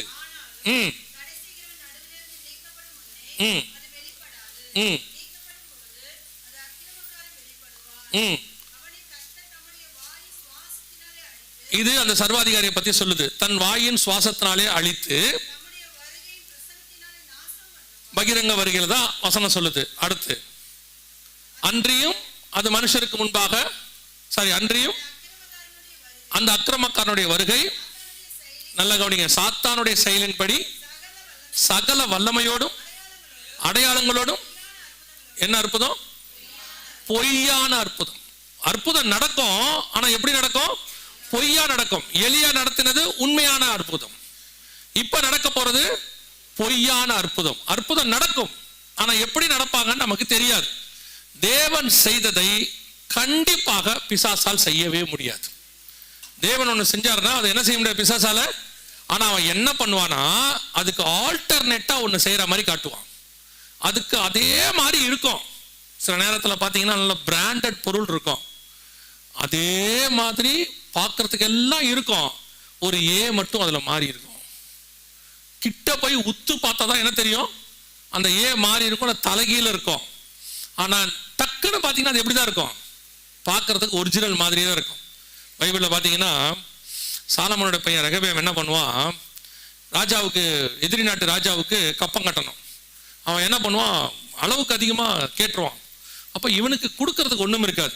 இவன் என்ன பண்ணுவான், தன்னுடைய ஆலயத்தில் இருக்கிறதான சாலமோன் செய்து வைத்தத ஆலயத்தில் உள்ளதான தங்கத்தை, அந்த கேடகம்லாம் இருக்கும், அதெல்லாம் எடுத்து கொடுத்துருவான். ஆனா ஜனங்க பார்த்தா என்ன ஆயிடும், பிரச்சனை ஆயிடும், ஆலயத்துல இருந்து கொடுத்துட்டானேன்னு சொல்லி. அதனால என்ன பண்ணுவானா, எல்லாத்தையும் வெங்கலத்துல செய்வானா. என்னத்தை செய்வான், வெங்கலத்துல செஞ்சுட்டு அதை தங்க முலாம் பூசிடுவான். தூரத்துல இருந்து பாக்குறவங்களுக்கு என்ன தெரியுமா, அது தங்கத்துல அது அப்படியேதான் இருக்குது, ஒன்றும் பிரச்சனை இல்லைன்னு. ஆனா கையில பிடிச்சிருக்கிறவனுக்கு மட்டும் தெரியும் அது என்னது, வெங்கலம். அதே மாதிரிதான் பிசாசு நிறைய காரியங்களை பூமியில செய்யும். பார்க்கறதுக்கு அது எப்படி இருக்கும், ஆண்டவர் செய்யற மாதிரியே இருக்கும். அந்த 13ஆம் அதிகாரம் 11ஆம் வசனத்துல நீங்க வாசிச்ச போது வெளிப்படுத்தல, அது ஒரு ஆட்டுக்குட்டிக்கு ஒப்பாக 2 கொம்புகளை உடையதா இருந்தது. ஆட்டுக்குட்டினா இயேசுவையும் குறிக்கும், விசுவாசியும் குறிக்கும். இதோ உலகத்தின் பாவத்தை சுமந்து தீர்க்கிற தேவாட்டுக்குட்டி. இன்னொன்னு இருக்கு, என் ஆட்டுக்குட்டிகளை மெய்ப்பாயாக. அப்ப ஆட்டுங்கிறது யாரை குறிக்கும், தேவனையும் குறிக்கும், விசுவாசியும் குறிக்கும். அது ஊழியக்காரனையும் குறிக்கும், விசுவாசியும் குறிக்கும். அப்ப என்ன ஆகுது, பார்க்கறதுக்கு கிறிஸ்தவத்தை போல இருக்கும், பார்க்கறதுக்கு இயேசு கிறிஸ்துவை போல இருக்கும், பார்க்கறதுக்கு விசுவாசி மாதிரி இருக்கும். ஆனா செய்யற காரியங்கள் என்னவா இருக்கும், பிசாசினுடைய காரியங்களாக இருக்கும். அதை எப்படி கண்டுபிடிக்க முடியும், வசனம் சொல்லுது, பொய்யான அற்புதங்கள் நடக்கும். அதை வச்சு அவன் அற்புதம் செய்வானா, ஆனா என்ன அற்புதம் செய்வான், பொய்யான அற்புதம் செய்வான் அப்படின்னு இருக்கு. இப்ப பொய்யான அற்புதம் செய்யறதுக்கு வாய்ப்பு இருக்குதா, வானத்துல இருந்து அக்கினி இறக்க பண்ண முடியுமா அப்படின்னு கேட்டா கண்டிப்பா இறக்குவாங்க. ஏன்னா பைபிள் சொல்லுது அவங்க செய்ய போறாங்கன்னு. இப்ப பாருங்க, இதற்கு பேரு ஆர்டிபிஷியல் சன் அப்படின்னு பேரு. இது இப்ப சைனால செஞ்சிருக்கிறாங்க, இப்ப ரெடி, 2030 ரெடியா இருக்கு. இதோட ஸ்பெஷாலிட்டி என்னன்னு கேட்டீங்கன்னா, நார்மலா ஒரு சூரியன் கொடுக்கக்கூடியதான கதிர்வீச்சை விட பல மடங்கு அதிகமா கொடுக்குது. 1,00,000 ஃபாரன்ஹைட் கொடுக்குது. இது இப்போ அதோடைய பிளான் என்ன, இது எதுக்காக செய்யறாங்க? சைனீஸ் செஞ்சிருக்காங்க. இப்போ வந்து ரெடியா இருக்கு. 2020க்கு முன்னாடியே இந்த ப்ராஜெக்ட் ஆரம்பிச்சிட்டாங்க. இப்போ பாத்தீங்கன்னா இந்த ஆர்டிபிஷியல் சன் ரெடியா இருக்கு. இதை எதுக்காக இந்த ஆர்டிபிஷியல் சன் செஞ்சிருக்கிறாங்க அப்படின்னு கேட்டா, உங்களுக்கு தெரியும் சைனீஸ் பயங்கரமா வேலை பார்ப்பாங்க, பயங்கரமா உழைக்கிறவங்க. அவங்க நிறைய மக்கள் தொகை, நிறைய உழைப்பாங்க. அவன் என்ன சொல்றான்னா 12 ஹவர்ஸ்லாம் பத்தாது, இனிமேட்டு நமக்கு என்ன வேணும், 24 ஹவர்ஸ் வேணும். அதனால இப்போ பூமி வந்து ஒரு பக்கம் சுத்தி வந்தா இருள் வரணும்ல, அந்த பக்கத்துல இதை ஃபிக்ஸ் பண்றது. இப்போ எப்படி ஸ்பேஸ் ஸ்டேஷன் வச்சிருக்காங்க அந்த மாதிரி ஃபிக்ஸ் பண்றது. ஃபிக்ஸ் பண்ணியாச்சுன்னா இப்படி பகல் முடிஞ்சு ரா வர நேரத்தில் அந்த பக்கம் என்ன இருக்கும், ஆர்டிபிஷியல் சன் இருக்கும். ஸோ இந்த பக்கமும் ஒரிஜினல் சன் இருக்கும், இந்த பக்கம் ஆர்டிபிஷியல் சன் இருக்கும். ஆட்டோமேட்டிக்காக இரவு என்பதே இருக்காது, வெறும் பகலாக மட்டும் இருக்கும். ஸோ பகல்லையே நீங்க 24 ஹவர்ஸும் வேலை செய்யலாம் அப்படிங்கிறதான கான்செப்ட்ல தான் இதை கொண்டு வராங்க. ஆக்சுவலா நல்லா கவனிச்சிங்கன்னா பூமியை ஆண்டவர் படைக்கும் போதே பகலும் இரவும் பகலுமாக தான் படைச்சிருக்கிறார். இப்போ இவன் என்ன பண்றான்னு கேட்டீங்கன்னா, பிசாசு, நீங்க 6 நாள் படைப்பு இருக்கு, நம்ம நிறைய எடுத்திருக்கோம் கிளாஸ்ல எல்லாம், உங்களுக்கு தெரியும். 6 நாள் படைப்பு இருக்குல்ல, இந்த படைப்பை மொத்தத்தையும் கொலாப்ஸ் பண்றது தான் பிசாசுடைய வேலை. அதுக்கு பேர் தான் சீர்கேடு அப்படின்னு சொல்லுவாங்க. இப்போ ஒரு உதாரணத்துக்கு சொல்றேன். 6ஆம் நாள் ஆண்டவர் மனுஷனை படைச்சார், ஆணும் பெண்ணுமாக சிருஷ்டித்தார். இவன் சொல்றான் ஆணும் ஆணுமாக இருந்தா நல்லது, பெண்ணும் பெண்ணுமாக இருந்தா நல்லது அப்படின்னா. ஸோ அது கொலாப்ஸ்ட். அவங்களுடைய வாழ்க்கை முறை எல்லாத்தையும் கொலாப்ஸ் பண்ணிட்டான். அதுக்கு அடுத்து மிருகங்களை உண்டாக்கினார் 6ஆம் நாள்ல. இப்போ ஆண்டவர் என்ன பண்றாரு, காட்டு மிருகம், நாட்டு மிருகம். இவன் என்ன பண்றான், ஜிஎம்ஓ ப்ராடக்ட் மிருகத்தை கொண்டாடுறான். இப்போ பாத்தீங்கன்னா உங்களுக்கு ஒரு நல்ல உதாரணம் தான் பிராய்லர் கோழி. ஆணும் இல்லை பெண்ணும் இல்லை, அது மலட்டு கோழி. இப்போ அவன் உண்டாக்குற எல்லாமே அப்படிதான் இருக்கு. அடுத்து நீங்க போய் இதை எடுத்து பாருங்க. 5ஆம் நாள் சமுத்திரம், மீன்கள், அதுல கொண்டு போயிட்டு எல்லா கழிவுகளையும் கலந்துட்டான். அதுல போய் நியூக்ளியர் டெஸ்ட் பண்ணிட்டான். 5ஆம் நாள் படைக்கப்பட்டது நாசமா போச்சு. மீன்கள் எல்லாம் செத்து செத்து ஒதுங்குதாமா. அது மட்டும் இல்லாம நிறைய மீன்கள் வந்து பாதிக்கப்பட்டிருக்கு. அதுக்கு அடுத்து நீங்க முன்னாடி போனீங்கன்னா 3ஆம் நாள் சூரியன் சந்திரன் நட்சத்திரம், இதோ ஆர்டிபிஷியல் சன்னு, அதே மாதிரி தான் சேட்டிலைட்ஸ்க்கு பதில் மேல கொண்டு போய் வச்சு இந்த கொலாப்ஸ் ஆயிட்டு. அதுக்கப்புறம் படைக்கப்பட்ட இது 4ஆம் நாள். படைக்கப்பட்டது 3ஆம் நாள்ல பாத்தீங்கன்னா மரம் செடி கொடி. நீங்க சாப்பிட்றதுல இப்ப பாதிக்கு மேல ஆர்டிபிஷியல் சாப்பாடு. நீங்க பன்னீர்னு ஒண்ணு சாப்பிட்றீங்களே, அது என்னது? வெஜிடேரியன் ஹோட்டலுக்கு போனோம்னா எது வெஜிடேரியன் கேட்டா மஷ்ரூமும் பன்னீருங்கிறான். இது ரெண்டும் எப்ப வெஜிடபிள் ஆச்சு? இது ரெண்டுமே ஆர்டிபிஷியல் சாப்பாடு. இது ரெண்டுமே மரத்துல காய்க்கிறதே கிடையாது, எதுவும் கிடையாது. ஆனா வெஜ் ஆகி போச்சு. இப்ப நீங்க சாப்பிட்ற சாப்பாடு எல்லாமே ஜிஎம்ஓ ப்ராடக்ட், ஜெனடிக்கலி மாடிஃபைடு ஆர்கன்னு சொல்லுவாங்க. அந்த மாதிரி சாப்பாடு பாதிக்கு மேல ஆயிடுச்சு. இப்ப நீங்க சாப்பிட்ற கடுகுல இருந்து கத்திரிக்காயில இருந்து எல்லாமே அதுதான். அடுத்து 2ஆம் நாள் மேல உள்ள தண்ணீர், கீழே உள்ள தண்ணீர். இப்ப மேல தண்ணியே இல்லை, மழைய பெஞ்சா மொத்தமா பெய்யுது, இல்ல பெய்யறதே இல்லை. இப்ப கடைசியா ஆண்டவர் முதல் நாள் உண்டாக்குனது இரவும் பகலும், வெளிச்சம் உண்டாக கடவுள் என்றார். பகலுக்கு வெளிச்சத்துக்கு பகல் என்று பெயரிட்டார் இருக்கு இல்லையா, இரவுக்கு இருளுக்கு இரவு இரவு என்று பெயரிட்டார் இருக்குல்ல. இப்ப அந்த இரவே இல்லாம பண்றான். ஆர்டிபிஷியல் சன் கொண்டாடுறாங்க. கொண்டு வந்து முழுக்க முழுக்க ஆக்சுவலா இது எங்க இருக்கணும் நல்லா கவனிச்சு பாத்தீங்கன்னா, வெளிப்படுத்தல் 21ஆம் அதிகாரத்துல புதிய எருசலேம் பத்தி சொல்லும் போது தான் ஆண்டவர் சொல்வாரு, நகரத்திற்கு வெளிச்சம் கொடுக்க சூரியனும் சந்திரனும் அதற்கு வேண்டுவதில்லை, அதில் பகலில் அதன் கதவுகள் அடைக்கப்படுவது இல்லை, ஏன்னா அங்க என்ன இல்ல, ராக்காலம் இல்லாது இருந்தது. இது வெளிப்படுத்தல் 21ல இருக்கு. இது ஆண்டவர் செய்ய வேண்டியது புதிய எருசலேம்ல. இப்ப இதுக்கு ஆல்டர்னேட்டா இவன் செஞ்சுக்கிட்டு இருக்கிறான். அதை தான் நான் உங்களுக்கு சொன்னேன், கர்த்தர் எதை செய்தாலும் அதை பார்த்து இவன் ஒரு காப்பி அடிப்பான். இவன் கிரியேட்டர் கிடையாது, பிசாசு. அவன் காப்பி அடிக்கிறவன். அதுக்கு ஏத்த மாதிரி ஒன்று செய்வான், ஆனா அவனால ஒழுங்காவும் செய்ய முடியாது. அதான் பிரச்சனையே. ஆண்டவர் எதை செஞ்சாலும் ஒழுங்கா செய்யறாரு, நமக்கு ஏத்த. ஏன்னா அவர் செஞ்சதெல்லாம் யாருக்காக, மனுஷனுக்காக. இப்ப அவரு கரெக்டான டெம்பரேச்சர் வச்சிருக்கிறார். இவன் 1 லட்சம் எவ்வளவு வேணாலும் கொள்ளான்றான். இது மனுஷனுக்கு என்ன உண்டாக்கும், பாதிப்பு உண்டாக்கும். இவன் பாருங்க, இவனே ஒன்று கண்டுபிடிப்பான், அப்புறம் இவனே அதுக்கப்புறம் அது கெடுதல்னு சொல்லுவான். நம்ம நல்லா ஒழுங்கா நடந்து போயிட்டு இருந்தோம், இல்ல இல்ல நீங்க எல்லாம் வண்டியில போங்க, ரொம்ப வசதி, நீங்க நல்லா இருப்பீங்கன்னா. அப்புறம் வண்டியில போக ஆரம்பிச்சோம், பெட்ரோல் போட்டான், டீசல் போட்டான். இப்போ அதுல இருந்து வரக்கூடிய கார்பன் டை ஆக்சைடு ஓசோனை ஓட்ட போட்டுருச்சுட்டான். இப்போ அவனே சொல்றான், இதெல்லாம் ஓட்டாதீங்க, எலக்ட்ரிக்கல் வண்டி ஓட்டுங்கன்றான். இப்ப திருப்பி எலக்ட்ரிக்கல் வண்டியில வரக்கூடிய பேட்டரி கழிவுகள் நிறைய ஆகுது, அது எங்க போடுறதுன்னு தெரியாது. கடைசி அவன் என்ன சொல்ல போறான் தெரியுமா, நீங்கள் நடக்கிறது நல்லதும்பா. இதைத்தான நாங்க முன்னாடி பண்ணிட்டு இருந்தோம். இந்த மாதிரி எல்லாத்துலயும் இருக்கோம். நீங்க எதை எடுத்துக்கிட்டீங்கனாலும் நம்மளை நல்லா கொண்டாந்து வம்பு கிழித்து கொண்டாந்து உட்கார வச்சுட்டு, இப்ப நம்மளால என்ன ஆயிடுச்சு, இப்ப என்ன சொல்லிட்டானா, இப்ப சொன்னோம்னா அடுத்து வர நம்மளை திட்டுவாங்க. ஒரு காலகட்டத்தில் இந்த அம்மிக்கல்லாம் நல்லா இருந்துச்சா, அதை போட்டு நல்லா அவங்க அசைட்டாங்களா, உடம்பு நல்லா இருந்துச்சா, அப்புறம் மிக்சி கிரைண்டர் வந்துச்சா. இப்போ என்ன சொல்றான்னா, உங்களுக்கு இந்த ஆக்ஷன் இல்லைன்றதுனால ஜிம்முக்கு போய் இதை ஜிம்ப சொல்றான். எல்லாம் நீங்க போய் பாருங்க. அதைத்தான் அம்மிக்கல்ல பண்ணிட்டு இருந்தோம். அம்மிக்கல்ல பண்றது கேவலம், இது பண்றது நமக்கு என்னவா இருக்கு, கௌரவமா இருக்கு இல்லையா? ஒரு 3000 ரூபாய் கொடுத்து நம்ம இப்படி பண்றது நல்லது தானே. 300 அம்மிக்கல்ல பண்றது கேவலம் தானே, இருந்துட்டு போட்டோம். இப்ப நம்மளாம் அப்படித்தான். யாரு, நான் பெண்களை மட்டும் சொல்லல, ஆண்கள் அப்படித்தான். ஆண்டவர் சொன்னாரு, அவர் பாட்டு என்ன சொன்னாரு, நல்ல வேலை பாடுறாரு. இல்ல இல்ல அதெல்லாம் முடியாது, ஏசியில உட்காந்து வேலை பார்ப்பானா, சரி பார்த்துக்கோன்னாரு. இப்ப ஏசியில வேலை பார்த்துட்டு கலந்து 5 மணிக்கு நடந்துகிட்டு இருக்கான், பறக்கா பறக்கா பறக்கா பறக்கா நடக்கிறான். யாராவது வர்றதுக்குள்ள ஏன்பா நடக்கிற, டாக்டர் நடக்க சொல்லியிருக்காரு. எங்க ஆண்டவர் சேர்த்து தான் செய்ய சொன்னார், வேலையும் நடக்கிறதையும். இப்ப தனித்தனியா செஞ்சுட்டு இருக்கிறான். சொன்னா திட்டுவான், நமக்கு எதுக்கு வம்பு, விட்டுப்போங்க இல்லையா? இது எல்லாம் மொத்தம் கொலாப்ஸ் ஆயிடுச்சு. இவன் கடைசியில என்ன பண்ணுவான்றீங்க, கடைசியில பழிய தூக்கி நம்ம மேல போடுவான். எந்த ஒரு பொருளையும் இவர்கள் ஒழுங்கா ஹேண்டில் பண்ணலன்ட்டு நம்ம மேல தூக்கி போட்டு போயிடுவான் பழிய. அவ்வளவுதான் நடக்க போகுது. கவனிச்சுக்கொள்ளுங்க. இது artificial sun against to Bible. ஆண்டவர் செய்யக்கூடாதுன்னு சொன்னது ஒரு வசனம் இருக்கு. எரேமியாவின் புஸ்தகம் 33ஆம் அதிகாரத்துல ஆண்டவர் சொல்லுவாரு. எரேமியா 33:20 வாசிங்க.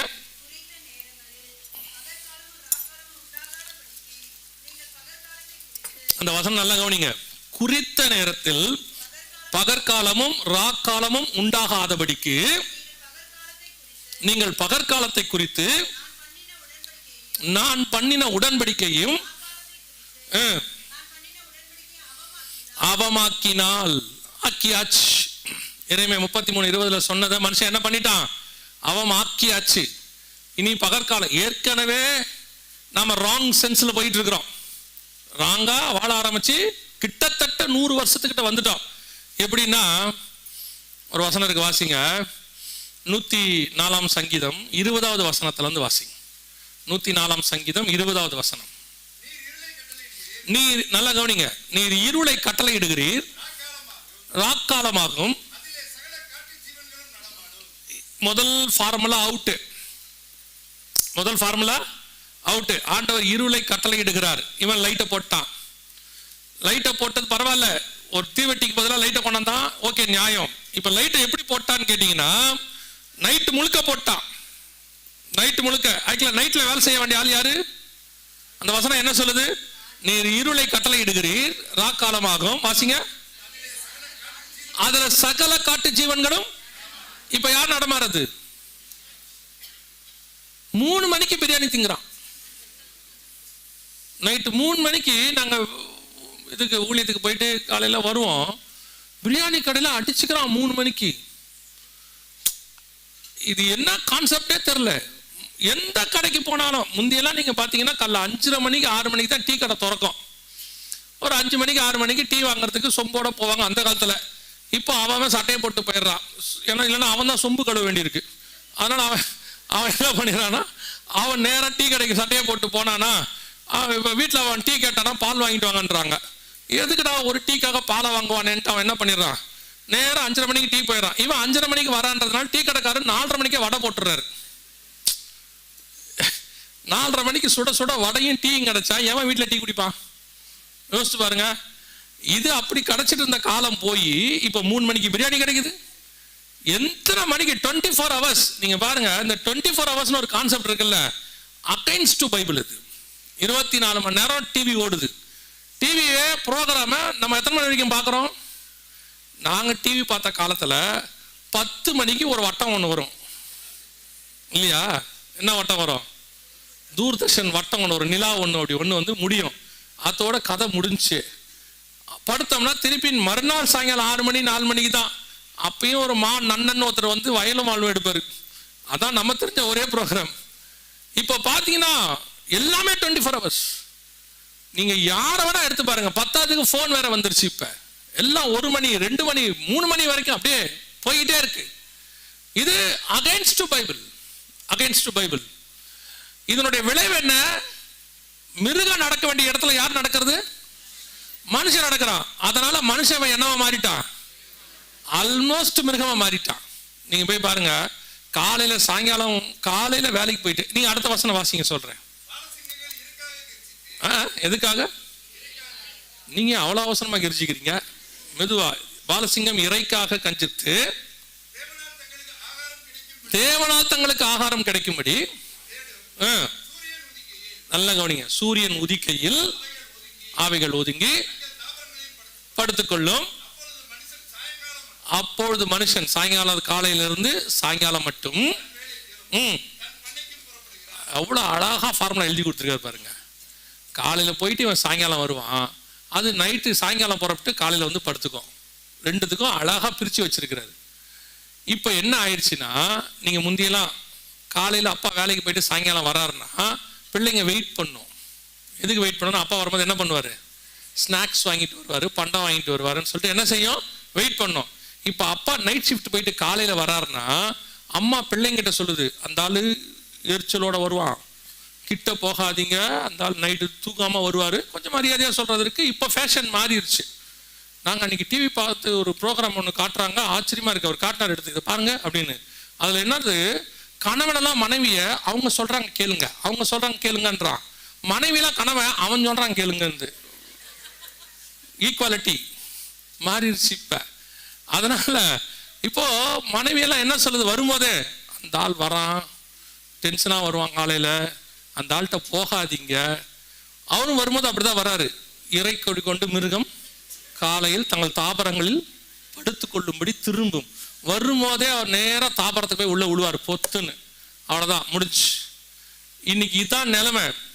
ஆக்சுவலி டாக்டர்ஸ் என்ன சொல்றான்னா, நைட்ல முழிக்கிறதுனால தான் நிறைய வியாதி வருதுங்கிறான். நைட்ல முழிக்கிறதுனால தான் நிறைய வியாதி வருது அவங்க சொல்றாங்க. டாக்டர் சொல்றாங்க வியாதி வருது.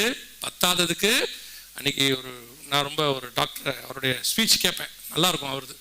அவர் சொல்றாரு, மனுஷன் 11 to 3 கம்பல்சரி தூங்கணுமா. 11 மணிலேருந்து 3 மணிக்குள்ள என்ன செஞ்சிடணுமா? தூங்கிடணுமா. ஏன்னா அவன் தூங்கும் போது தான் அவன் கண்ணுல இருந்து ஒரு சுரப்பி மெலனில்னு ஒன்று சுரக்குமா.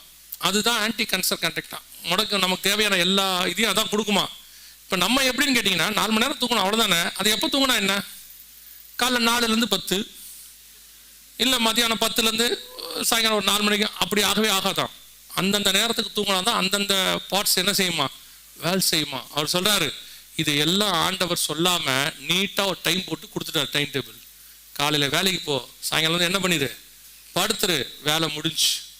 கிட்டத்தட்ட பூமி உண்டானதுல இருந்து 5800 வருஷத்துக்கு மேல இந்த ஃபார்முலா தான் போச்சு. இந்த கடைசி 150 வருஷம் ஃபார்முலா மாறிடுச்சு. இந்த ஜென்ரேஷன் தான் இருக்கிறதுலே அதிக வியாதி உள்ள ஜென்ரேஷன், அதிக பாதிப்புள்ள ஜென்ரேஷன். பைபிளை மட்டும் ஒருத்தன் ஃபாலோ பண்ணானா, இந்த பைபிள் என்னன்னா, உங்களை பொறுத்த வரைக்கும், நம்மளை பொறுத்த வரைக்கும் பைபிளுங்கிறது ஏதோ கிறிஸ்தவர்கள் படிக்கிற பைபிள் இல்லவே இல்லை. சகல மனுஷனுக்குமான ஃபார்முலா இதில் இருக்கு. அவன் எப்படி வாழணும், என்ன பண்ணணும், என்ன சாப்பிடணும், எப்படி சாப்பிடணும், அழகா சொல்றாரு. நீ சாப்பிட்ற சாப்பாடு எல்லாத்துலயும் என்ன இருக்கணும், விதை இருக்கணுங்கிறாரு. 1ஆம் அதிகாரம் ஆதியாகமத்தின் புஸ்தகத்தை நீங்க வாசிக்கும் போது 29வது வசனம் வாசிங்க. ஆதியாகம் 1:29.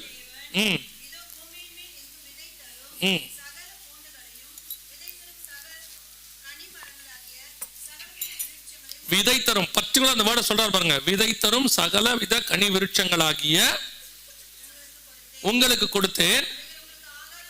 பர்டிகுலர் அந்த வேர்டை யூஸ் பண்றாரு பாருங்க, விதை தரும், விதை தரும் 2 தடவை சொல்லுவார் அந்த வசனத்துல. இப்ப நீங்க சாப்பிடுறது எல்லாமே சீட்லெஸ். இந்த கடைசி காலத்துல நீங்க சாப்பிடுறதுல பாதிக்கு மேல என்ன இருக்குது, சீட்லெஸ். பிராய்லர் கோழியில ஆரம்பிச்சு கிரேப்ஸ் வரைக்கும் நீங்க யூஸ் பண்ற எல்லாமே சீட்லெஸ். சீட்லெஸ் சாப்பிடக்கூடாதுன்னு பைபிள். சரி, இப்ப சொல்லுவான் அதெல்லாம் டெக்னாலஜி வளர்ச்சிங்க, சீட்லெஸ் தான் இப்போ அப்படின்னா, இது எத்தனை வருஷமாடா இருக்குன்னா, ஒரு 50லேருந்து 60 வருஷமா தான் சீட்லெஸ் இருக்கு. அதுக்கு முன்னாடி சீட்லெஸ்ஸே கிடையாது, எல்லாமே சீடு தான். காட் சொன்னதை மட்டும், ஆண்டவர் சொன்னதை மட்டும் நீங்க கேட்டு கரெக்டா பைபிள் சொன்னபடி ஒரு மனுஷனுடைய வாழ்க்கையை அமைச்சு கொண்டால் அவனுடைய வாழ்க்கை எப்படி இருக்கும் தெரியுமா? அவன் சாகுற வரைக்கும் கர்த்தர் ஆசீர்வதிப்பார். நீங்க அதுக்கு ஆண்டவர் அறிஞ்சிருக்கணும்ன்றது 2வது, நித்திய ஜீவனுக்கு போறதுக்கு. ஆனா நார்மல் ஒரு மனுஷன் வியாதி இல்லாம வாழ்றதுக்கு என்னென்ன வேணுமோ எல்லாத்தையும் கர்த்தர் கரெக்டா எழுதி கொடுத்திருக்கிறார். அதை ஃபாலோ பண்ணாதவருடைய விளைவு இன்னைக்கு சீர்கேடாக மாறி இருக்கிறது. ஆண்டவர் சொன்னபடி கடைசி காலத்தில் இந்த சீர்கேடு அதிகமாயிருக்கு. வேதம் சொல்லுது, அவர்கள் பகலுக்கும் இரவுக்கும் உள்ள பிரமாணத்தை என்ன செஞ்சிருவாங்களாம், மாத்திடுவாங்க, அவமாக்கிடுவாங்க. இப்ப மாத்தியாச்சு. இப்ப வேதம் சொல்லுது, பொய்யான அற்புதம் நடக்க போகுது. ஏற்கனவே உங்களுக்கு சொன்னபடிதான் இப்போ ஆர்டிபிஷியல் சன் உருவாகிருச்சு. இதை ஒட்டி இன்னொன்னும் செஞ்சிருக்கிறாங்க. ஆனா ஆண்டவர் சொன்ன வார்த்தை எவ்வளவு பர்ஃபெக்டா நிறைவேறி இருக்குது பாருங்க. இதுக்கு பேரு ஸ்பேஸ் ஸ்டேஷன் அப்படின்னு சொல்லுவாங்க. இதை பத்தி உங்களுக்கு நல்லா தெரியும். கிட்டத்தட்ட எத்தனை வருஷமா இது இருக்குது. இதை ஏன் உங்களுக்கு சொல்றேன் அப்படின்னா, ஓபதியாவின் புஸ்தகம் 4வது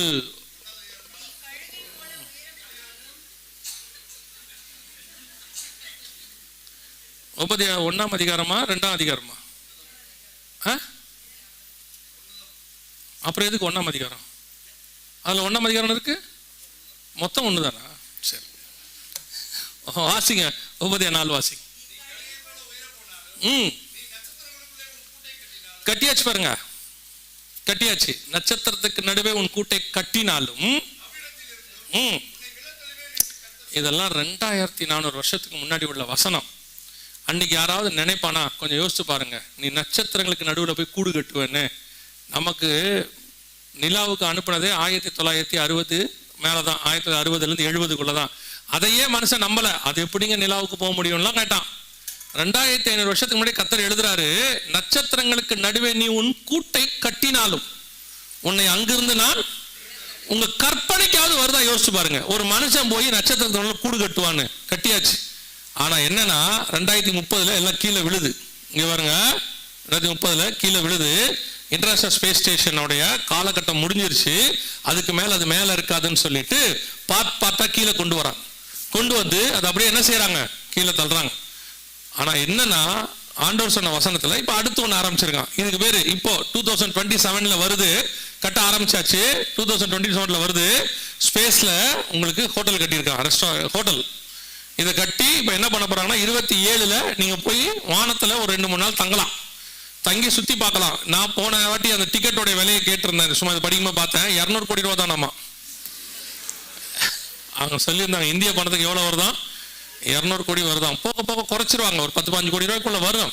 ரெடி பண்ணி வைங்க, மேலே ஏறி போய் பார்த்துட்டு வரலாம். இல்ல இதுக்கும் போவாங்க, இல்லாமையா இருப்பாங்க, இல்லாமையா அவன் கட்டுவான். இவ்வளவு தூரம் போய் இத்தனை 1000 கோடி போட்டு செலவு பண்ணி மேலே கட்டுறானே, எந்த நம்பிக்கையில கட்டுவாங்க? யோசிச்சு பாருங்களேன். சோ ஏதோ ஒரு நம்பிக்கையில் தான் கட்டுறான். யோசிச்சு பாருங்க, வேதம் சொன்னபடி நட்சத்திரங்களுக்கு நடுவே நீ உன் கூட்டை கட்டினாலும் அங்கிருந்து உன்னை என்ன செய்வேன்? விழ பண்ணுவேன். கர்த்தர் சொன்னபடி துல்லியமாக கடைசி காலத்துல ஆரம்பத்துல ஒரு தப்பு நடந்துச்சு. அந்த தப்பு என்ன தெரியுமா? நான் வானத்துக்கு ஏறுவேன் ஆராதனை கூட்டத்துக்கு. இதான் ஃபர்ஸ்ட் தப்பு. அதாவது தேவன் உண்டாக்கினதுல நடந்த முதல் தப்பு என்னன்னு கேட்டீங்கன்னா, நான் வானத்துக்கு ஏறுவேன் ஆராதனை கூட்டத்துக்கு தலைவராவேன். கடைசி தப்பு வானத்துக்கு ஏறுறான். எங்க ஏறினானோ அதுவே முடியுது. இது ஆண்டவர் சொன்னபடியே துல்லியமான தீர்க்க தரிசன நிறைவேறுதல். ஆண்டவர் சொன்ன கடைசி காலத்தின் அறிவு பெருக்கம். அதனாலதான் ஆண்டவர் சொல்வார், அறிவு பெருக்கும் போது அந்த அறிவு கர்த்தருக்குள்ள இருக்கிற அறிவா இருக்கணும். எதுக்குள்ள இருக்கணும்? இப்போ உடனே இவங்க என்ன சொல்லுவாங்க தெரியுமா? இவங்க எல்லாம் பழமைவாதிகள், இவங்க இல்ல, நாங்க இந்த டெக்னாலஜியை இருக்கிற ஆட்கள்லாம் இல்ல. எது ஒண்ணுமே காடுக்கு அகைன்ஸ்டா போகும்போது அது ஆபத்தா முடியுது. காட் உங்களுக்கு ஒரு விஷயத்த சொல்றாரு, ஆண்டவர் சொல்றாரு, இயேசு கிறிஸ்து சொல்றாரு, நீங்க செய்றீங்கன்னா அதுல எந்த பிரச்சனையுமே இல்லையே உங்களுக்கு. இதெல்லாம் அகைன்ஸ்ட் காட். ஆண்டவர் ஒண்ணு செய்யாத மாதிரி செய்வாங்க. இப்ப பாருங்க, நிலாவில் போய் வாழ வைக்க முடியும்னு சொன்னா 1960களில் உடனே ஆள் அனுப்பியாச்சு. அனுப்பின உடனே நம்ம ஆட்களும் நிலாவுக்கு போக போறோம். பைபிள் சொன்னதெல்லாம் தப்பு. ஆண்டவர் ஒருத்தர் சொன்னாரு, நாங்கள் நிலாவுக்கும் போய் பார்த்துட்டோம், அங்கே கடவுள் இல்லைன்ட்டாரு. நிலாங்கிறது இங்கிருந்து ரொம்ப பக்கத்துல இருக்கிற ஒண்ணு, 3,64,000 கிலோமீட்டர்ல இருக்குதாமா, ரொம்ப பக்கம். அங்க போயிட்டு வந்துட்டு அவர் என்ன பண்ணிட்டாரு? நாங்க நிலாவுக்கும் போயிட்டு வந்துட்டோம், கடவுள் இல்லை அப்படின்ட்டாரு. அதுக்கப்புறம் சொல்லிட்டாங்க, நிலாவில் போய் குடியேற போறோம், நம்ம அங்க போய் படிக்க போறோம் எல்லாம் சொல்லிட்டாங்க. இப்போ 2015 ஒருத்தரோட பேச ஒரு வாய்ப்பு கிடைச்சிச்சு. இந்த டீம்ல இருந்த ஒருத்தரோட அமெரிக்கால அவரோட பேச வாய்ப்பு கிடைச்சு. அப்போ அவர் சொன்னாரு, அந்த ப்ராஜெக்ட் தான் நாங்க எப்போ ஸ்டாப் பண்ணிட்டோம்ட்டு. ஏன் ஸ்டாப் பண்ணிட்டீங்க அப்படின்னு கேட்டா, அங்க ஆக்சிஜன் எல்லாம் இல்லைங்க, அங்க மனுஷனால வாழ முடியாது, இது நாங்க இவ்வளவு செலவு பண்ணாம இதுல இருந்தே சொல்லிடுவோம். 200 கோடி ரூபாய் செலவு பண்ணாம இதுல இருந்தே சொல்லிடுவோம். ஆனா நீங்க அப்படி செலவு பண்ணி சொன்னா தான் உங்களுக்கு திருப்தி. அப்படி செலவு பண்ணி சொன்னா நீங்க அறிவாளி, நாங்க செலவு பண்ணாம சொன்னா பைத்தியக்காரன். அவ்வளவுதானே. இப்ப அடுத்து செவ்வாய் கிரகத்துக்கு ஆள் அனுப்புறாங்களாமா. இப்ப அதையும் ஒரு ஆள் சொல்றாரு, அங்க வாழ முடியாதுடா, அங்க தண்ணி இல்லடா. கேட்க மாட்டாங்க. அப்புறம் ஒரு போய் அதுக்கு ஒரு 1000-2000 கோடி செலவு பண்ணி கடைசியா வந்து சொல்லுவாங்க அங்க வாழ முடியாதுன்னு. அதுக்கு ஒழுங்கா பைபிள் படிச்சாலே போதும். அந்த காசை நீங்க மிச்சம் பண்ணி கொடுத்தீங்கன்னா இங்க இருக்கிறவனுக்கு சோறாது போடலாம். 2000 கோடிக்கு சாப்பாடு போட்டா எவ்வளவு பேரோட பசி ஆறும் யோசிச்சு பாருங்க. இங்க இருக்க நிலைமை அதுதான். இப்ப இவர்கள் எல்லாருமே அகைன்ஸ்ட் பைபிள். நான் இப்போ திருப்பி இந்த டெக்னாலஜிக்கு எதிரானாலும் சொல்லாதீங்க. இவர்கள் செய்கிற எத்தனையும் முடிவு என்னவா இருக்குன்னு கேட்டீங்கன்னா, முடிவு அகைன்ஸ்ட் பைபிளா இருக்கு. விரையும், டைம் விரையும், எல்லாமே விரையுமாய் போகிறது. சரி, இருந்துட்டு போட்டோம். இப்போ வேதத்தில் சொன்னபடி கடைசி காலத்தில் அறிவு பெருக்கம் உச்சத்துக்கு போயிருச்சு. அகைன்ஸ்ட் காட் அந்த இடத்துக்கு போய் வானத்துக்கு ஏறி கூடு கட்டி நாங்க அங்க வாழ போறோங்கிற அளவுக்கு அவன் போயிட்டான். கடைசியா ஒரு காரியத்தை நான் சொல்லிட்டு ஜெபம் முடிக்க விரும்புகிறேன். வாசிங்க அதே வெளிப்படுத்தின விசேஷம் 13ஆம் அதிகாரம் 15வது வசனத்தை வாசி.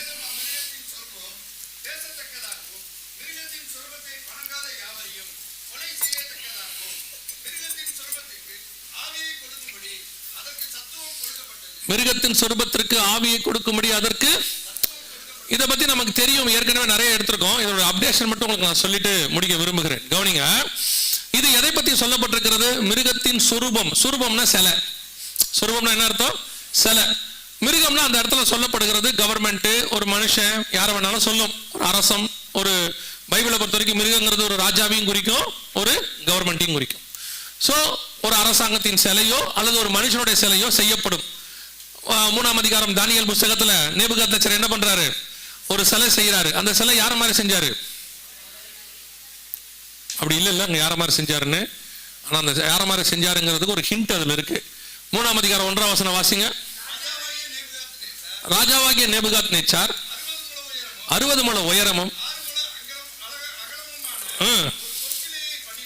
ஒரு பொற்சிலையை பண்ணுவித்து. என்ன சிலை பண்ணாரு? பொற்சிலையை பண்ணுவித்து. இப்ப வாசிங்க 2ஆம் அதிகாரம் தானியேல் புஸ்தகம், அந்த பசும் பொன்னாகிய தலை நீரே. வாசிங்க அந்த வசனம்.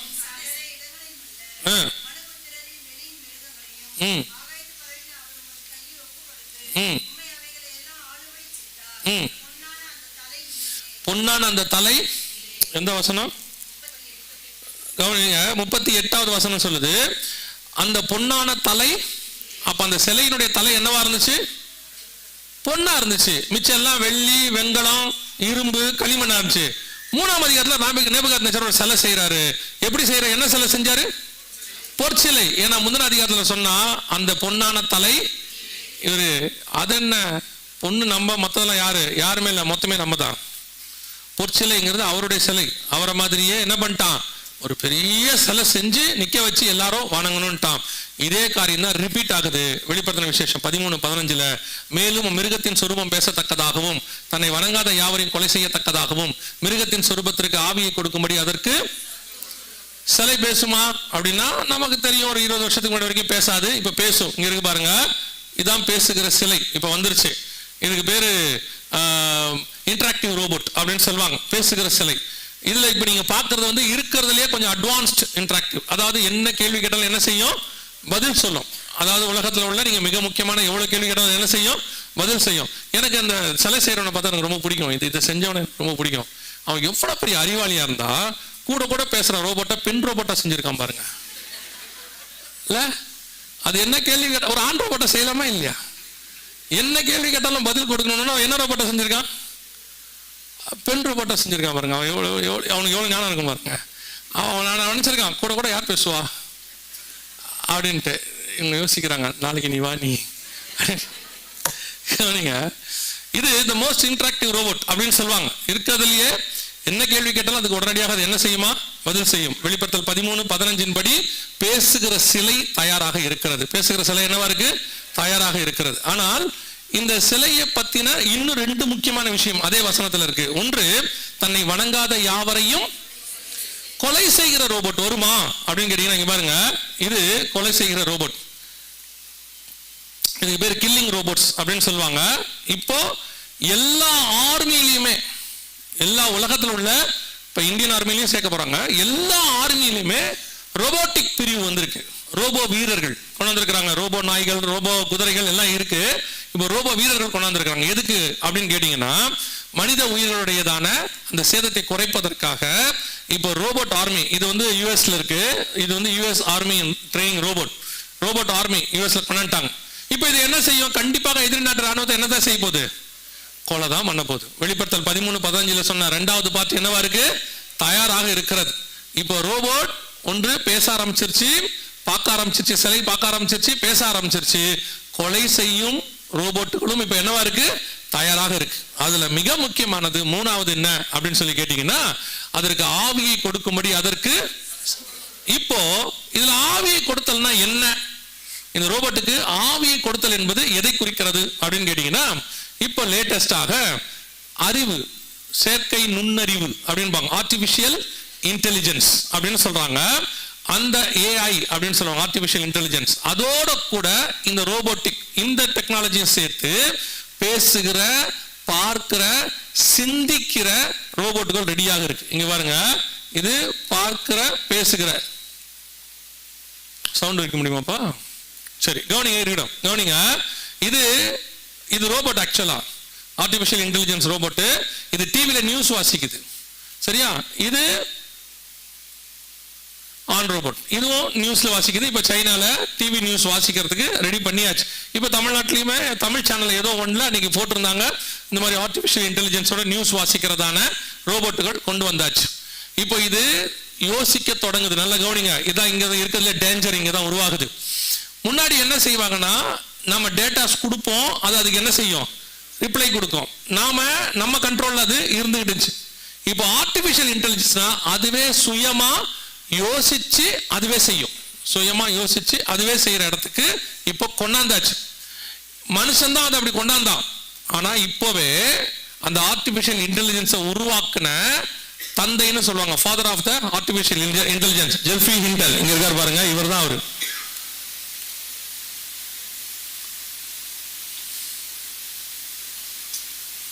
இவர் தான் அவரு. இவர் பேரு ஜெஃப்ரி ஹிண்டன். இவர் என்ன சொல்றாருன்னு கேட்டீங்கன்னா, அதுல என்ன சொல்றாரு பாருங்க, மிக மோசமான ஆபத்துகள் மனித உயிர்களுக்கு இந்த ஆர்டிபிஷியல் இன்டெலிஜென்ஸ் ஏற்படுத்த போது அப்படின்னு சொல்றாரு. மிக மோசமான விளைவுகளை இது ஏற்படுத்த போது. இப்போ ஒரு மிகப்பெரிய நிறுவனத்தினுடைய சிஇஓ அவங்க சொல்லியிருக்கிறாங்க, 2030 மனுஷன் கிராஸ் பண்ணும்போது மிகப்பெரிய ஆபத்தை சந்திக்க போகிறான் உலக மக்கள், மனித சமுதாயமே. என்னன்னு கேட்டா, எதிர்பார்த்ததை விட அதிகமாக ஆர்டிபிஷியல் இன்டெலிஜென்ஸ் இப்ப என்ன செய்யுது? உலகத்தை ஆளுகை செய்ய தொடங்குது. அதுவே யோசிக்குது, அதுவே செய்யுது. உங்களுக்கு மனுஷனுக்கு கீழ்ப்படியாத இடத்துக்கு அது போயிட்டு இருக்குது. எப்படின்னா, அது எப்படிங்க புரியலையே அப்படின்னீங்கன்னா, நான் ஒரு உதாரணத்துக்கு சொல்றேன். இப்ப நீங்க ரோபோட் பாக்குறீங்க, அதுக்கு என்ன பண்றாங்க? செயற்கை நுண்ணறிவு கொடுக்குறாங்க. இப்போ ஆர்டிபிஷியல் கை, ஆர்டிபிஷியல் காலு, ஆர்டிபிஷியல் தோல் உருவாக்குற மாதிரி ஆர்டிபிஷியல் பிரெயின் மாதிரி ஒன்று உருவாக்குறாங்க. சிபியு மாதிரி, கம்ப்யூட்டர்ல பாத்தீங்கன்னா சிபியு இருக்கும்ல, அந்த மாதிரி. இப்போ அதுல என்ன பண்ணுவீங்கன்னா, நீங்க டேட்டாஸ் போடுவீங்க இல்லையா? 2GB 1GB டேட்டா போடுறீங்க, 250GB 1TB இப்படிலாம் சொல்லுவாங்க. இப்போ அதுக்கு என்ன பண்ணிருக்காங்கன்னா, மொத்த டேட்டா செய்யும் கிட்டத்தட்ட 3 ட்ரில்லியன் டேட்டாக்கு மேல ஏற்றி இருக்கிறாங்க. அவ்வளோ ஸ்டஃப் அதுக்குள்ள இருக்கு. உங்களுக்குள்ளயும் எனக்குள்ளயும் அவ்வளோ இருக்காது. இப்போ நமக்கு மூளை இருக்கு, நம்ம மூளையில நம்ம 12% தான் யூஸ் பண்றோம். மொத்தமே எவ்வளவு? இல்லை, நல்லா யூஸ் பண்றவங்கள சொல்றேன். நீங்க ஆச்சரியமா பாக்குறீங்க, 12 நாங்க அவ்வளவு யூஸ் பண்ணலையே, நீங்க எங்களை பார்த்து அந்த மாதிரிலாம் சொல்ற அப்படின்னீங்களா? இல்ல, சிலர்லாம் புதுசாகவே வச்சிருக்காங்க, விட்டுருங்க. நான் சொல்றது நான் நல்லா யூஸ் பண்றாங்க. இப்போ ஆல்பர்ட் ஐன்ஸ்டீன் மாதிரி ஆட்கள், சயின்டிஸ்ட்லாம் என்ன பண்றாங்கன்னா, 12% மூளை என்ன செய்யறாங்களா? யூஸ் பண்றாங்களாம். அந்த 12% யூஸ் பண்றதுல கூட நம்ம படிச்ச எல்லாம் நமக்கு என்ன இருக்காது? ஞாபகத்தில் இருக்காது. ஏதோ முக்கியமான விஷயங்கள் ஞாபகத்தில் இருக்கும். ஆனா இதுக்கு எப்படின்னா 100% எல்லாமே ஞாபகத்தில் இருக்கும். அதோட ஸ்பீடுக்கு கேட்ட உடனே சொல்லும். இப்போ அது ஆர்டிபிஷியல் இன்டெலிஜென்ஸ் என்ன செய்யுதுன்னா, அதுவே எல்லாத்தையும் ரீகால் பண்ணி செய்யற இடத்துக்கு வந்திருக்கு. உங்களுக்கு ஈஸியாக புரியறதுக்காக சொல்றேன். இப்போ யோசிச்சு பாருங்க, ஒரு 3000 10 லட்சம் மனுஷனுடைய மூளை ஒரு ஆளுகிட்ட இருந்தா எப்படி இருக்கும்? அந்த மாதிரி அது இருக்கு. இப்போ அது இன்னும் டேட்டாஸ் ஏற்றிக்கிட்டே இருக்கிறாங்க. ஆக ஆக இப்போ ஏஜிஐன்னு வந்திருக்கு, ஆர்டிபிஷியல் ஜெனரல் இன்டெலிஜென்ஸ். அது அதை விட மோசம். இப்போ அவங்க சொல்றாங்க 2030க்குள்ள மனுஷனை அது ஆளுகை செய்யும், மனுஷனை அது கண்ட்ரோல் பண்ணும். அந்த இடத்துக்கு தான் இது போக போகுது. டேஞ்சர், ஆபத்துன்னு சொல்றாங்க. இங்க பாருங்க, கிட்டத்தட்ட 850 பெரு ஆட்கள், உலகத்தில் உள்ள முக்கியமான 850 பேர் சைன் பண்ணி தலைவர்களுக்கு அனுப்பியிருக்காங்க. இது வேணாம், நிறுத்துங்க, இது உலகத்தை அழிக்க போகுது, மிக மோசமான ரிசல்ட்டை ஏற்படுத்தும், வேணான்னு சொல்லி எழுதி கொடுத்துருக்குறாங்க. ஆனா என்ன சொல்றாங்கன்னா, இதை நிறுத்த முடியாதுன்னு சொல்றாங்க. ஆல்ரெடி இது என்ன ஆயிடுச்சு, கையை விட்டு போயிடுச்சு. யார் யாரோ பல கம்பெனிகள் இதை தயாரிக்கிறாங்க, பல பேர் இதை யூஸ் பண்றாங்க. இனி இதை தடுத்து நிறுத்தவே முடியாது. இப்போ வேற வழி இல்லாம என்ன செய்யணும்னா, இப்போ ஒரு புதுசா ஒன்று சொல்லியிருக்காரு இந்த கண்டுபிடிச்சவரே. என்ன சொல்றாரு, சரி ஒன்று செய்யுங்க, அது இப்போ ஆக்ரோஷமா ஆயிடுச்சு, அதுக்கு நீங்க அன்பை சொல்லி கொடுங்க, அதை ஒரு தாய் பாசத்துக்கு கொண்டாங்க. எந்த தாயின்னு வேற தெரியல இப்போ எனக்கு. அதுதான் ஏன்னு சொன்னா, ஒரு 30 வருஷத்துக்கு முன்னாடி இந்த தாய் இருந்த பாசத்துக்கும் இப்ப இருக்கிற தாய் பாசத்துக்கு என்ன இருக்குது, ரொம்ப வித்தியாசம் இருக்கு. அப்ப இருக்க தாய் பாசம்லாம் எப்படி இருந்துச்சுன்னா, தோசை வேணுமான்னு கேட்கும். இப்ப இருக்க தாயெல்லாம் போதுமான்னு கேட்கற இடத்துக்கு வந்துருச்சு. அதனால தாய் பாசத்தை எந்த தாயின் வேற இப்ப நம்ம கண்டுபிடிக்கிறது வேண்டி இருக்கு. மதர் தெரசானா பரவாயில்ல, ஒத்துக்கலாம். இப்ப இருக்கிறதுலாம் எங்க இருக்கு, தெரசா எங்க இருக்கு? இப்ப எந்த தாய் பாசத்தை கொண்டு போய் ஊட்டுறது? அதுக்கு நமக்கு எக்ஸாம்பிளுக்கே ஆள் இல்லையே.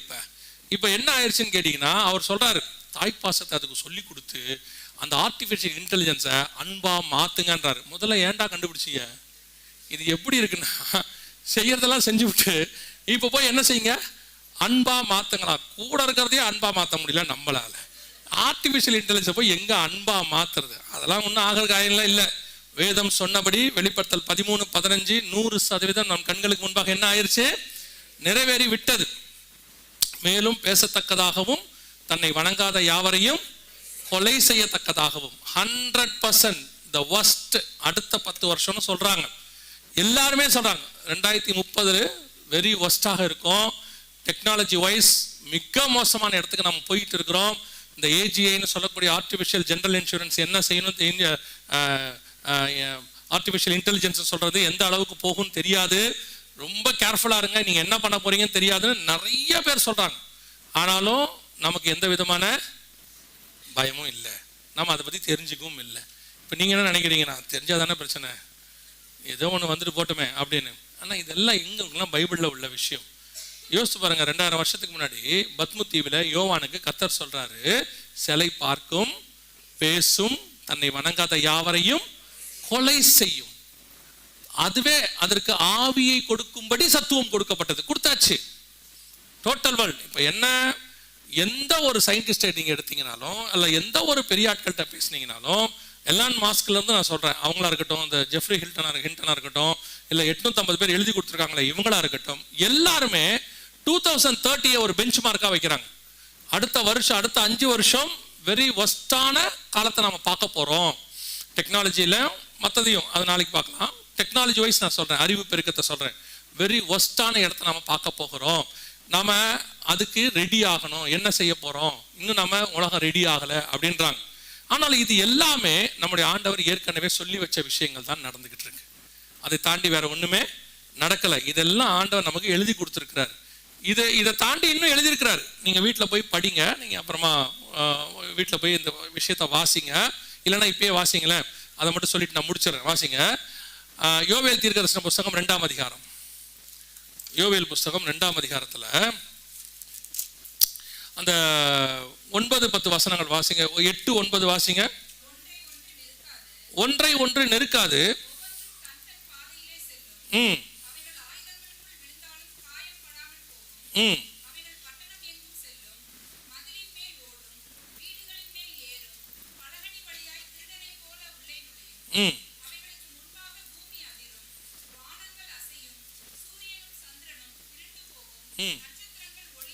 இது யோவேல் புஸ்தகத்துல கரெக்டா வருகைக்கு முந்தின இடத்துல இருக்கு. 10வது வசனத்துல இருக்கு, 16வது வசனத்துல வருகை நடக்குது. மணவாளன் தன் அறையையும் மணவாட்டி தன் மறைவையும் விட்டு. இது என்னது, இந்த சம்பவம் எதை பத்தி சொல்லப்பட்டிருக்கு, என்ன காரியங்களை குறிக்குது அப்படின்னு கேட்டீங்கன்னா, இது இன்னைக்கு உள்ளதான ஆர்டிபிஷியல் இன்டெலிஜென்ஸோட இயங்கக்கூடியதான ஒரு ட்ரோன் டெக்னாலஜி. அங்க அந்த வசனம் சொல்லுது பாருங்க, பட்டணம் எங்கும் செல்லும், மதில் மேல் ஓடும், வீடுகள் மேல் ஏறும், பலகனி வழியாய் திருடனை போல் நுழையும். இங்க பாருங்க, இது சொல்லப்படுறது இங்க இருக்கு பாருங்க.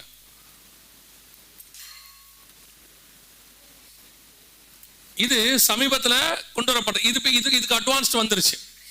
இதோடைய அட்வான்ஸ்ட் என்ன அப்படின்னு சொல்லி கேட்டீங்கன்னு சொன்னா, அதுவே உங்களுடைய, இப்போ ஒரு உதாரணத்துக்கு நான் சொல்றேன், ஒரு உதாரணம், உங்க போன் நம்பரோ அல்லது உங்களுடையதான ஒரு ஐடியோ கிடைக்குதுன்னு வச்சுக்கோங்களேன்.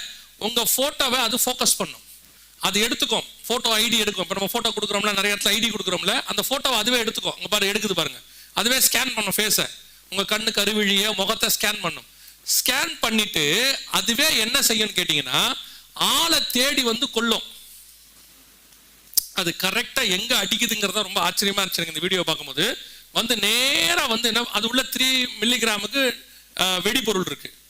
நேரா வந்து நெத்தியில் அடிக்கும் பாருங்க. இப்ப பாருங்க, அவர் வந்து இது வந்து ஒரு பைலட் வீடியோ சொல்லுவாங்க, ஒரு இந்த வீடியோ மாதிரி, டெஸ்ட் வீடியோ மாதிரி. அவர் அது இது பண்றாரு. அது என்ன செய்யும், இப்போ அந்த ஆளை ஒருத்தர் இருக்கிறார் பாருங்க, அவர் மேல இருக்கும், நேரா போய் அவரை தாக்கும். அதுவே கண்டுபிடிக்கும் இந்த முகத்துக்குரியவர் எங்க இருக்கிறாரு அப்படின்னு சொல்லி. இப்ப பாருங்க, பலகனி வழியாய் நுழையும், ஒன்றை ஒன்று நெருக்காது, இதெல்லாம் இருக்கும். அது எப்படி வந்து ஒரு ஆளை அடிக்குதுன்னு மட்டும் கவனிங்க. அங்க பாருங்க, அவ்வளவுதான். இப்ப இந்த நெத்தியில் அடிக்கிறது ஏன் நான் அவ்வளவு இம்பார்ட்டண்டா சொன்னேன்னா, வெளிப்படுத்தல் 13:16 முதல் 18 வசனத்துல, தங்கள் வலது கைகளிலாவது நெற்றிகளிலாவது முத்திரை பெறாதவர்கள், முத்திரை பெற்றவன விட்டுரும், முத்திரை பெறாத ஆளை தேடும், ஊரா தேடும். அப்படி தேடுமான்னு கேக்குறீங்களா? இந்த வீடியோவை தொடர்ந்து பாருங்க. அது எப்படி ஒரு ஊருக்குள்ள போகுது, ஒரு கட்டடத்துக்குள்ள போகுது, ஒரு ஆளை எப்படி தேடுதுங்கிறத டெமோ பண்ணி காட்டியிருப்பாங்க, காட்டுவாங்க பாருங்க. இது ஒரு 5 வருஷத்துக்கு முன்னாடி உள்ளதான டெக்னாலஜி. இப்ப இதோடைய அட்வான்ஸ்ட் வந்துருச்சு, ஆண்டவர் சொன்ன அட்வான்ஸ் வந்துருச்சு. இப்போ ஒரு உதாரணத்துக்கு சொல்றேன். ஹிரோஷிமா நாகசாக்கி அழிச்சாங்க. அழிக்கும் போது குண்டு போட்ட அந்த ஊரே என்ன பண்ணிட்டாங்க, அழிச்சிட்டாங்கல்ல. இனிமேட்டு அப்படி செய்ய வேண்டாம். ஒரு ஊரை அழிக்க வேண்டாம், அந்த வளத்தை அழிக்க வேண்டாம், அங்க இருக்க மரம் செடி கொடி அழிக்க வேண்டாம். அதுவும் வசனத்துல இருக்கு. 9ஆம் அதிகாரம் 4ஆம் வசனம் வெளிப்படுத்த விஷயம் நீங்க வாசிச்சீங்கன்னா, அதாவது எந்த மரம், இப்ப அது போது பாருங்க, ஒரு ஊருக்குள்ள போகுது, அப்படியே நேரா போய் அந்த ஊர்ல உள்ள மனுஷங்களை மட்டும் அடிக்கும், வேற எதையுமே செய்யாது. பாருங்க, பலகனி வழியாய் நுழையும். இது உங்களுக்கு அது அப்படியே அந்த வசனம் யோவேல் 2500 வருஷத்துக்கு முன்னாடி வருது. அது எப்படி நுழையுதுன்னு காட்டுவாங்க பாருங்க. ஒன்றை ஒன்று நெருக்காது, எப்படி வழி கொடுத்து போகும் பாருங்க, அவங்க காட்டுவாங்க பாருங்க. வேதத்தில் சொன்னபடியே நம் கண்களுக்கு முன்பாக ரெடி ஆயிருச்சு. இப்ப இது போய் அந்த ஊருக்குள்ள போய் அந்த அதுகிட்ட டேட்டாஸ் இருக்கும், அதுக்குள்ள ஸ்டோர் பண்ணிடுவாங்க. இப்ப அது போகும் பாருங்க, புறப்பட்டு போகுது பாருங்க, அவ்வளவுதான். நேரம் ஒவ்வொன்றும் ஒரு பர்டிகுலர் ஆளை போய் அடிக்கும். எந்த மரமோ செடியோ எதுவுமே சேதப்படாது, ஒண்ணுமே நடக்காது. எப்போது பாருங்க, தேடுது, உள்ள எப்படி போகும் பாருங்க, அவ்வளவுதான். உடச்சிக்கிட்டு உள்ள போயிடும், தனித்தனியா போகுது பாருங்க.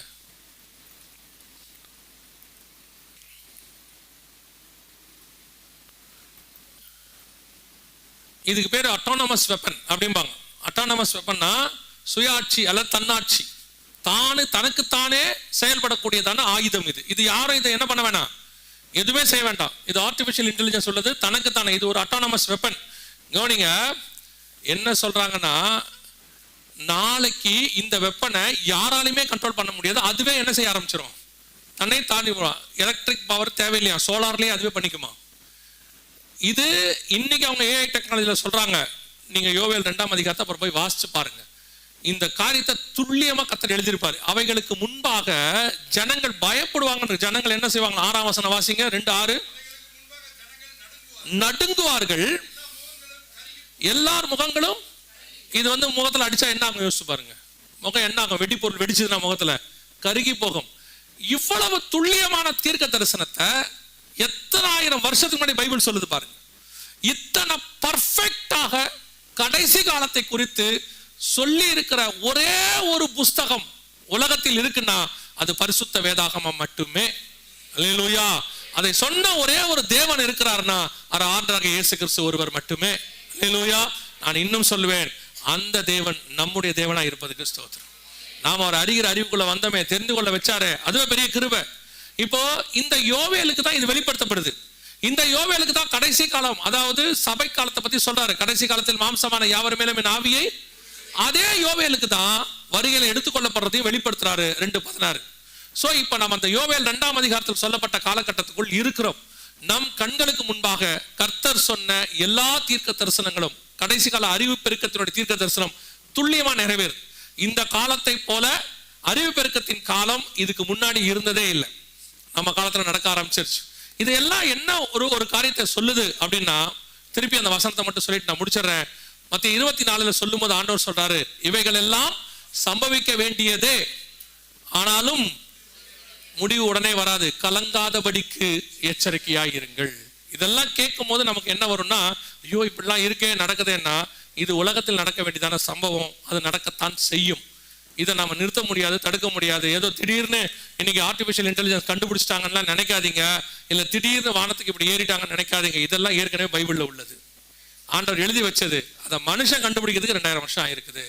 ஆனா இந்த காலகட்டத்தை குறித்து 2500 வருஷத்துக்கு முன்பாக தேவன் எழுதியிருப்பாரானால் அந்த காலகட்டத்தில் இருக்கிற உங்களையும் என்னையும் குறித்து கர்த்தர் அப்பவே நினைத்திருக்கிறார் என்று அர்த்தம். அல்லேலூயா. உலக தோற்றம் முதல் நினைத்த ஆண்டவர் நம்மை அப்பொழுதே நினைத்திருக்கிறார்.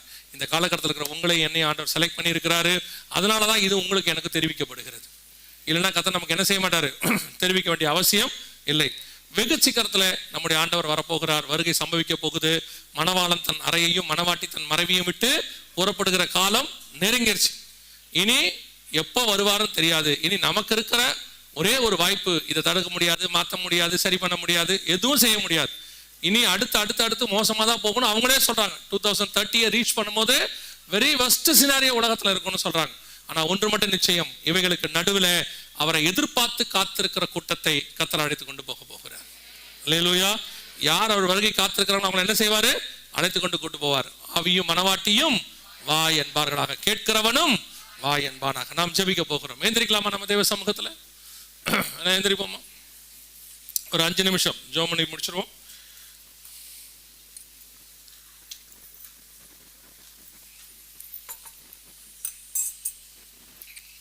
கண்களை மூடுவோம்.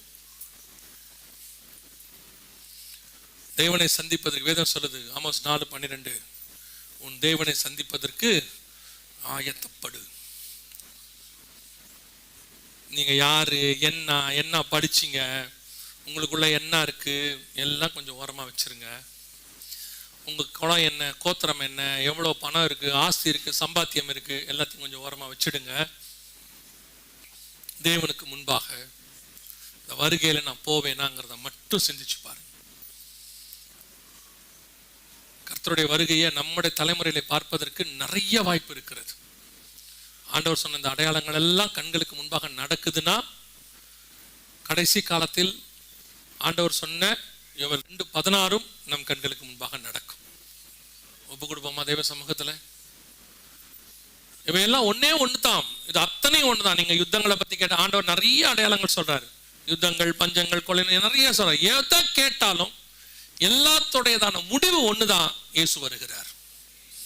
2000 வருஷமா அவர் செய்யறது இதுதான். நோவாவுடைய பேழைக்குள்ள மிருகம் வந்தாலும் சரி, சுத்தமானது வந்தாலும் சரி, சுத்தமில்லாத வந்தாலும் சரி, நோவா பேழை செய்தாலும் சரி, பிரசங்கம் பண்ணினாலும் சரி, எது பண்ணாலும் ஒரே ஒண்ணுதான், ஜலப்பிரளயம் வரப்போகுது. அவ்வளவுதான். அதோடைய கடைசி டெஸ்டினேஷன் என்னன்னு கேட்டா, ஏன்பா எல்லா மிருகமும் உங்ககிட்ட வருது, ஜலப்பிரளயம் வரப்போகுது. ஏன்பா இப்படி ஒரு பேழையை செய்யற, ஜலப்பிரளயம் வரப்போகுது. ஏன்பா நீ இப்படி பிரசங்கம் பண்ணிட்டு இருக்கிற, ஜலப்பிரளயம் வரப்போகுது. அதே மாதிரி தான் என்ன டெக்னாலஜி வளருது, என்ன காரணம், இயேசு வரப்போகிறார். பெரிய பெரிய யுத்தங்கள்லாம் நடக்குது, என்ன காரணம், இயேசு வரப்போகிறார். இப்படி பஞ்சங்களும் பூமி எதிர்ச்சிகளும் நடக்குது, என்ன காரணம், இயேசு வரப்போகிறார். எல்லாத்தோட டெஸ்டினேஷன் ஒண்ணுதான், இயேசு வரப்போகிறார். நாம இந்த அடையாளங்களை வச்சுக்கிட்டு அவருடைய வருகைக்கு ஆயத்தப்படுறது மட்டும்தான் நம்ம வேலை. உன் தேவனை சந்திக்கும்படி நீ ஆயத்தப்படு. ஆண்டவரை சந்திக்கிறதுக்கு ஆயத்தமா இருக்கிறோமா? கர்த்தர் விரும்புகிறதான ஒரு காரியம் இருக்கா? ஒரு இமைப்பொழுது, ஒரு நிமிஷம் தான். 7ஆம் அதிகாரம் வெளிப்படுத்தின விசேஷத்துல ஒரு கூட்டம் அப்படியே மறுரூபமாக்கி மேல போயிடுது. எப்படி வந்தாங்க, எங்க இருந்து வந்தாங்க யாருக்கு தெரியாது. திடீர்னு பரலோகத்துல நிக்குது. இவர்கள் யார், எங்கிருந்து வந்தார்கள்? அதுதான் நீங்களும் நானும். சிங்காசனத்திற்கு முன்பாக, ஆட்டுக்குட்டியானவருக்கு முன்பாக வெள்ளை அங்கிகளை தரித்துக் கொண்டு தங்கள் கைகளிலே குருத்தோலைகளை பிடித்துக் கொண்டு நிக்கிற அந்த கூட்டம், அதான் நீங்களும் நானும். ஒப்பு கொடுப்போமா தேவ சமூகத்துல? ஆண்டவரே, உம்மை சந்திக்கும்படி எங்களை ஆயத்தப்படுத்துகிறோம். நாங்கள் காத்திருக்கிறோம். மணவாளன் தன் அறையையும் மணவாட்டி தன் மறைவையும் விட்டு புறப்படும் போது அந்த கூட்டத்தில் நாங்களும் இருக்க வேண்டும். ஆண்டவரே, நெடுநாளாய் காத்திருந்த 2000 வருஷத்தினுடைய மகா பெரிய நாளுக்காக நாங்கள் காத்திருக்கிறோம். ஆண்டவரே, பரிசுத்தவான்கள் எல்லாம் உம்மை சந்திக்க வரும்போது அந்த கூட்டத்தில் நாங்களும் இருக்கணும். எங்களை சுத்தி நடக்கிற காரியம், எங்களுக்குள்ள நடக்கிற காரியம், எங்க சபையில நடக்கிற காரியத்தெல்லாம் பார்த்துட்டு அவன் இவனை பார்த்துட்டு நீ அழைப்ப விட்டுறாத. இடதுபுறம் வலதுபுறம் சாயாம நேர கர்த்தரை பார்த்து ஓடு. அதுதான் முக்கியம். அதான் முக்கியம். கானானுக்குள்ள போயிடணும். எல்லாரையும் போக வச்சுட்டு நீ போலனா கஷ்டம். ஒப்பு கொடுப்போமா தெய்வ சமூகத்துல? கண்களை மூடி நம்முடைய கரங்களை ஆண்டவருக்கு நேராக உயர்த்தி, ஆண்டவரே நீர் வரும் பொழுது உண்மை சந்திக்கிற கூட்டத்தில் நான் இருக்கணும் ஆண்டவரே. அந்த சிங்காசனத்துக்கு முன்பாக நிற்கிற கூட்டத்தில் நான் இருக்கணும் ஆண்டவரே. இதன் ஆழத்தில் இருந்து எல்லாருமே, அத்தனை பேரும், சபைக்குள்ள இருக்கிற நீங்க அத்தனை பேரும், நம்ம சபைக்குள்ள ஒருத்தர் வந்துட்டு அவங்க பரலோகத்துக்கு போகாம போயிடக்கூடாது. நமக்கு அப்படி ஒரு தாகம் இருக்கணும். என் சபைக்குள்ள வந்துட்டு ஒருத்தர் நரகத்துக்கு மட்டும் போயிடவே கூடாது. சர்வ வல்லமை உள்ள எங்கள் தகப்பனே, கரங்களை உயர்த்தி ஜெபித்துக் கொண்டிருக்கிற ஒவ்வொருத்தருக்காக நாங்கள் ஜெபிக்கிறோம். கிருபை உள்ள கரத்திலே தாழ்த்துகிறோம். நீர் வரும் பொழுது உம்மை சந்திக்கிற கூட்டத்திலே நாங்கள் அத்தனை பேரும் காணப்பட கிருபை பாராட்டும். இந்த வாய்ப்பை ஆண்டவரே, அந்த ஒரு வாய்ப்பை நாங்கள் தவற விடாதபடி காத்திருக்கிறவர்களாக, இந்த சத்தத்துக்கு காத்திருக்கிறவர்களாக, மணவாளன் வருகிறார் என்கிற சத்தம் கேட்டது என்ற சத்தத்துக்கு காத்திருக்கிறவர்களாக, ஆயத்தம் பண்ணின புத்தி உள்ள கன்னிகைகளாக சந்திக்க வருகிறவர்களாக எப்பொழுதும் காணப்பட கிருபை பாராட்டும். உலகமோ உலகத்துக்கு உண்டானவரை இழுத்து விடாதபடி கர்த்தர் வேலி அடைத்து பாதுகாத்துக் கொள்வீராக. மகிமையுள்ள கரத்தில் எங்களை தாழ்த்துகிறோம் எங்கள் ஆண்டவர் இயேசு கிறிஸ்துவின் நாமத்தில் பிதாவே.